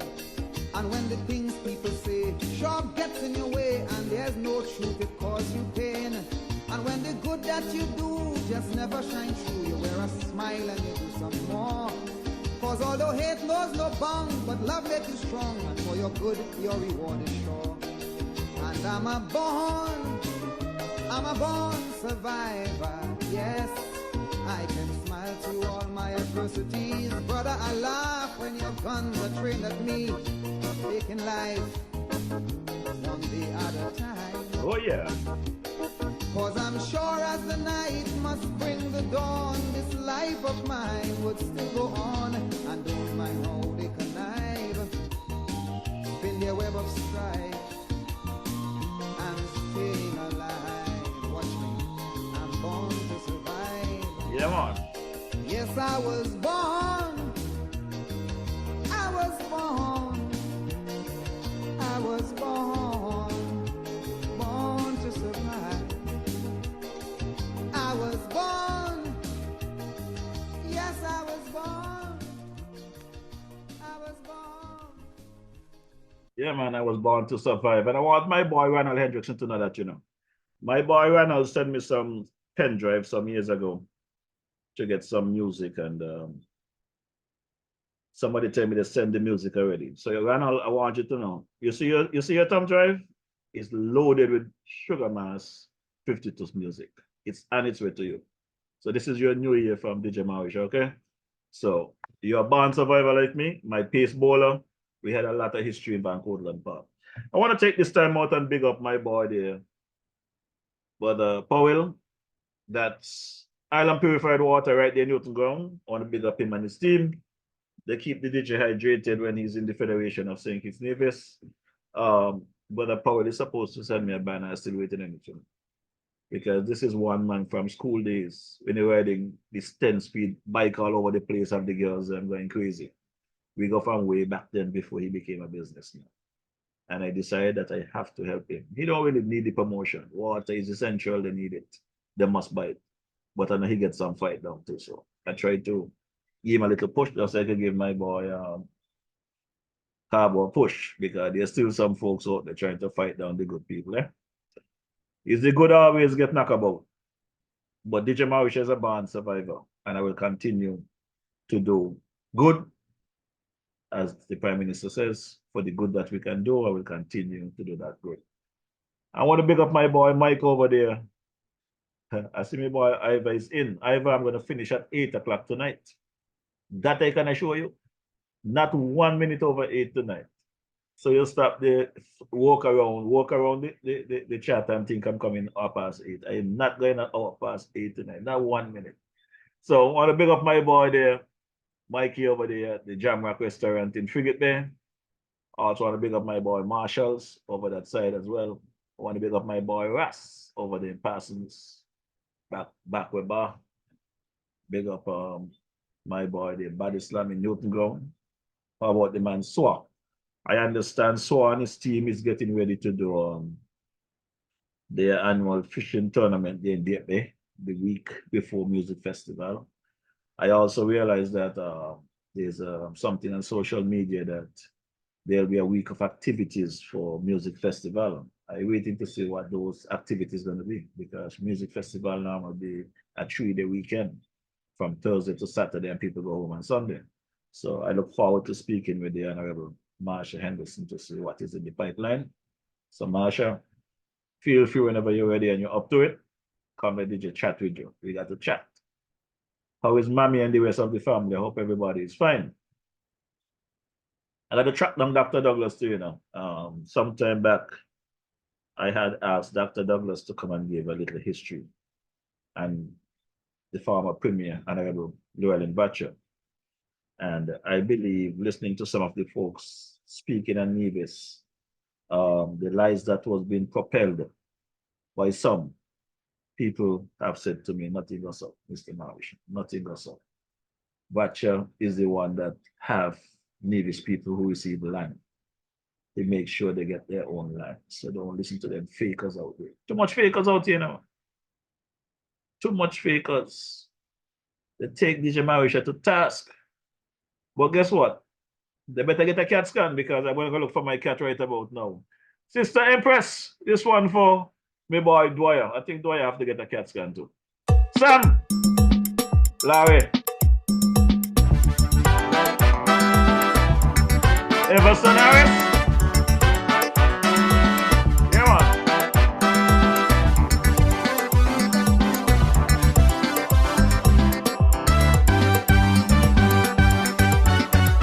She went to the doctor to complain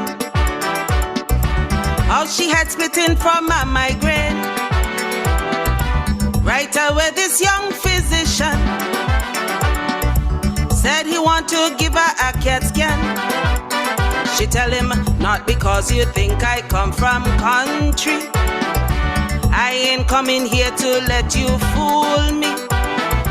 I suggest you treat me for my condition. There's no way I'm bringing my cat for you to scan. Let's get one thing straight, doc. You ain't scanning my cat. I complain for a migraine. What my cat have to do with that? I know you take me for a simpleton, but you're not a veterinarian. Look, today you're picking on the wrong woman, 'cause there's no way I'm bringing my cat for you to scan. Oh no.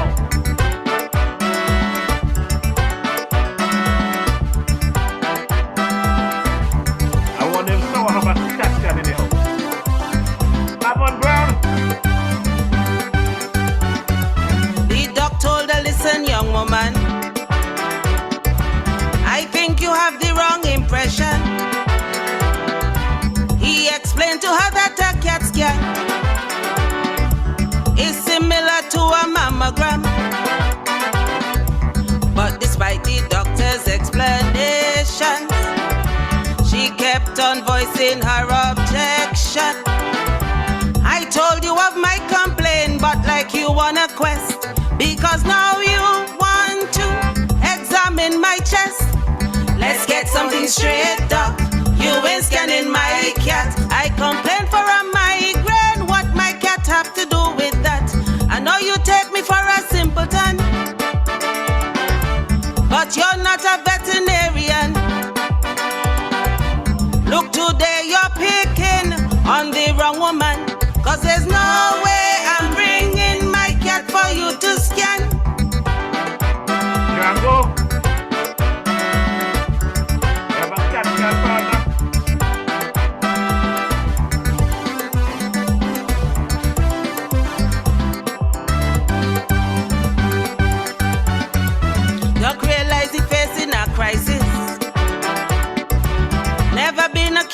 malpractice, wondering how he should handle this and keep his name out of stupidness. He never ever had a patient who tried to accuse him of malintent. While considering the best way to respond, the woman kept repeating the admonition. Let's get one thing straight up. You ain't scanning my cat. I complain for a migraine. What my cat have to do with that? I know you take me for a simpleton, but you're not a veterinarian.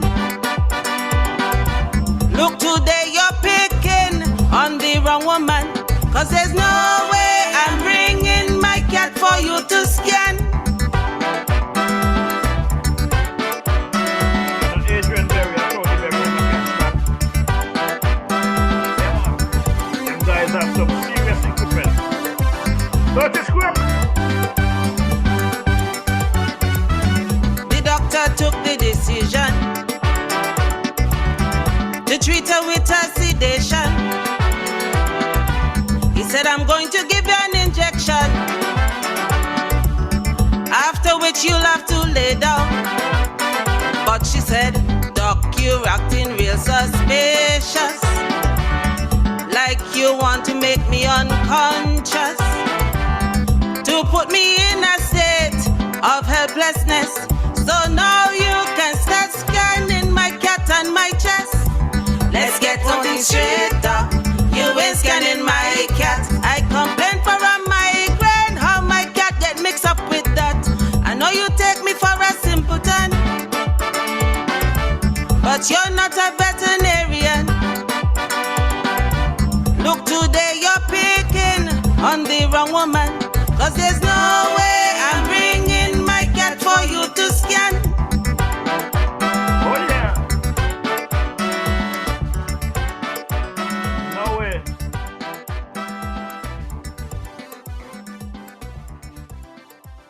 Yeah, brother Everson. No, we play. We play will take me into overtime.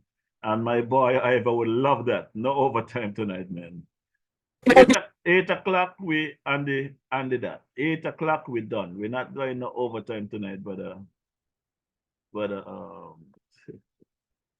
Ivor.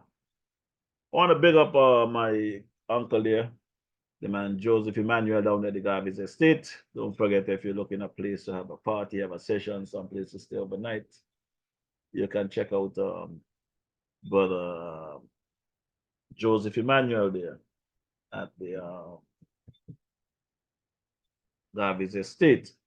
I want to big up my boy Ronnie Rascal. Ronnie told me in the week he cooking some soup.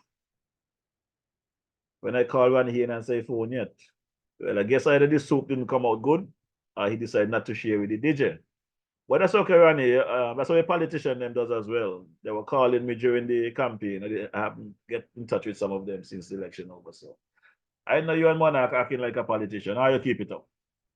When you all call me, you're gonna answer my phone though. So keep up all your good thing. I want to big up the folks at the Royal St. Christopher and Nevis Police Force. Them guys had a rough time during the Sugar Mass 52. So I hope you guys are back on track, rest up and ready to rumble. The fire guys there. I wonder if Julian is still washing down buildings there in Nevis. I was looking for him earlier. I did not see him. But Orwell Libard, Orwell Jeffers, hope all is good with you guys. You know, I will drop my unofficial anthem. And you guys look at the time, you know, I am working with time. I am dropping my unofficial anthem at this point. So I want to say good evening to my families there over in the Anguilla area, Sister Stasia, Bania, Casilla, and crew. I want to big up Barbara there in the Puerto Rico, Sister Joan and crew, Otis, everyone. I just want to say thanks for the support over the years. Thanks for coming online weekly. And you guys are a very fun team to deal with. I cannot call everyone names every week, so I try my best to make a little shift here and there, but I do my best. I want to drop this one by the late great King Arrow. This one is called Arise, My Good People, as we put on our skates and get out of here for yet another lovely Wednesday evening in our beloved Federation of St. Kitts and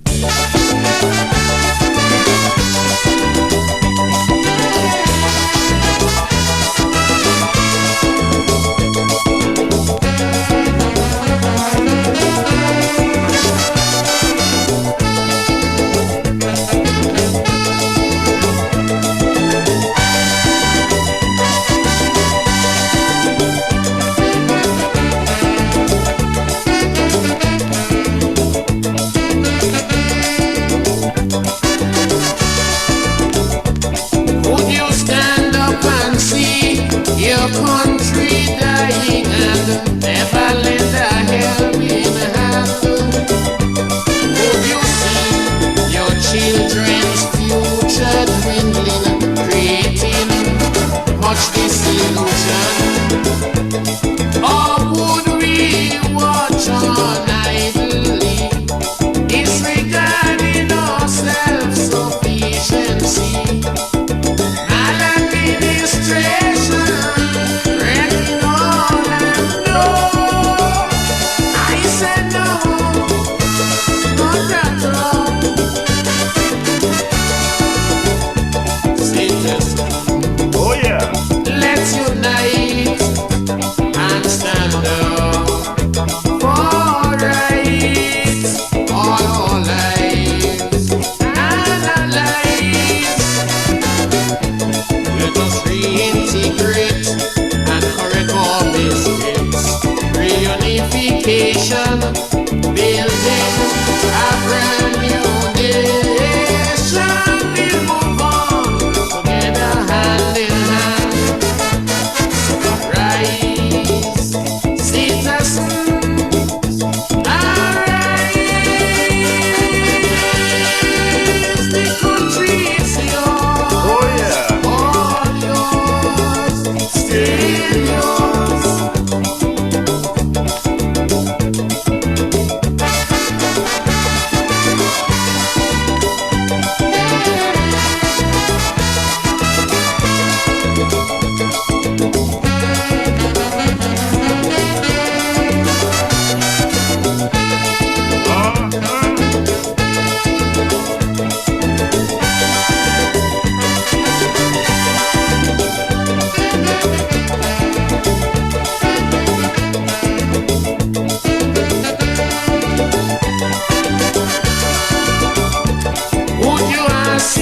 Building a wall so massive or a bridge, don't care how small, as one tends to divide our people, the other unite us all. Unambitious men just cannot be a part of this community. Selfishness, a total lack of interest. No, I said no, not at all. Citizens, let's unite and stand up for rights, all our lives and our lives. Let us reintegrate and correct our mistakes. Reunification, building a brand new nation. We move on together hand in hand. Rise, citizens, arise. The country is yours. All yours, still yours. Oh yeah.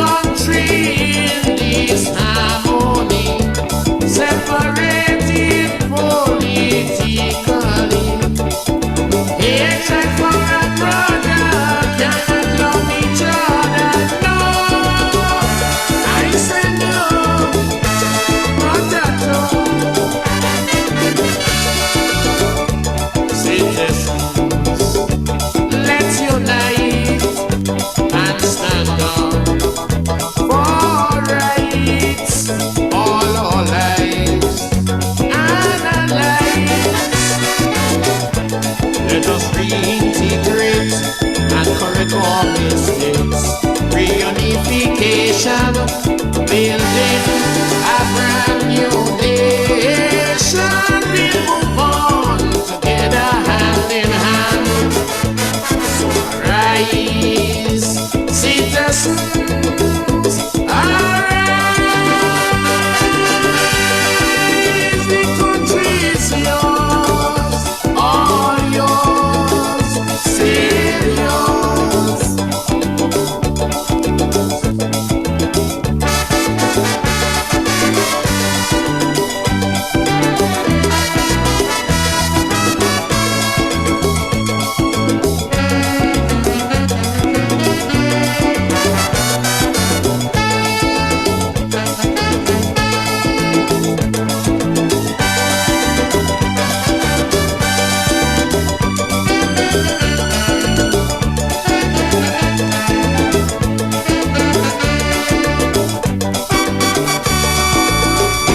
Yes, that's the sound of the late great King Arrow. And it's just about a few seconds before the 8 p.m. hour. However, you thought I could not do it, right? What I did. I want to say good night to Deacon Oral Jeffers. How are you doing, brother? Everything good? Hope all is well. Also want to big up my girl there, Carmen, over there at the shoreline. Carmen Caterers, over there at Shoreline, right in front of the entrance for the ferry terminal. Check her there daily. She always there, nicing up the place with some lovely food, lovely menus. So just tell her DJ-Marisha sent you, you know. Lovely lady. She does catering as well. So Carmen Caterers, catering service. Let me give you her number here. Area code 869-665-1494. That's Carmen Catering Services, 869-665-1494. Lovely lady, lovely food. Check her out, tell her DJ-Marisha sent you. Want to big up my boy, their brother Chubby, the man Ginger. Well, it's exactly 8 p.m. on the hour, so I'm out of here. I'm going to take my relief. Good night again to Sister Ann Farrell Smith and crew there in the New York area. Sister Beverly Marisha, Gwyneth Marisha, Lynn, good evening. Hope all is well. Sister Cora Bennett, thanks for your usual contribution. Sister Hazel Claxton, Joseph Buchanan, my engineer there, the man Ike. Hope all is well with you. My nephew there, one of my technicians, Glenville Lawrence, Brother Kenrick Hicks Williams, good evening. The man Elvin Ellie. Hope the wife are getting along for the new year. I know some of those guys, when the new year comes, they take a break from the wife and start looking for CAT scan. Don't get any CAT scan, eh? Stick with what you got. You never know.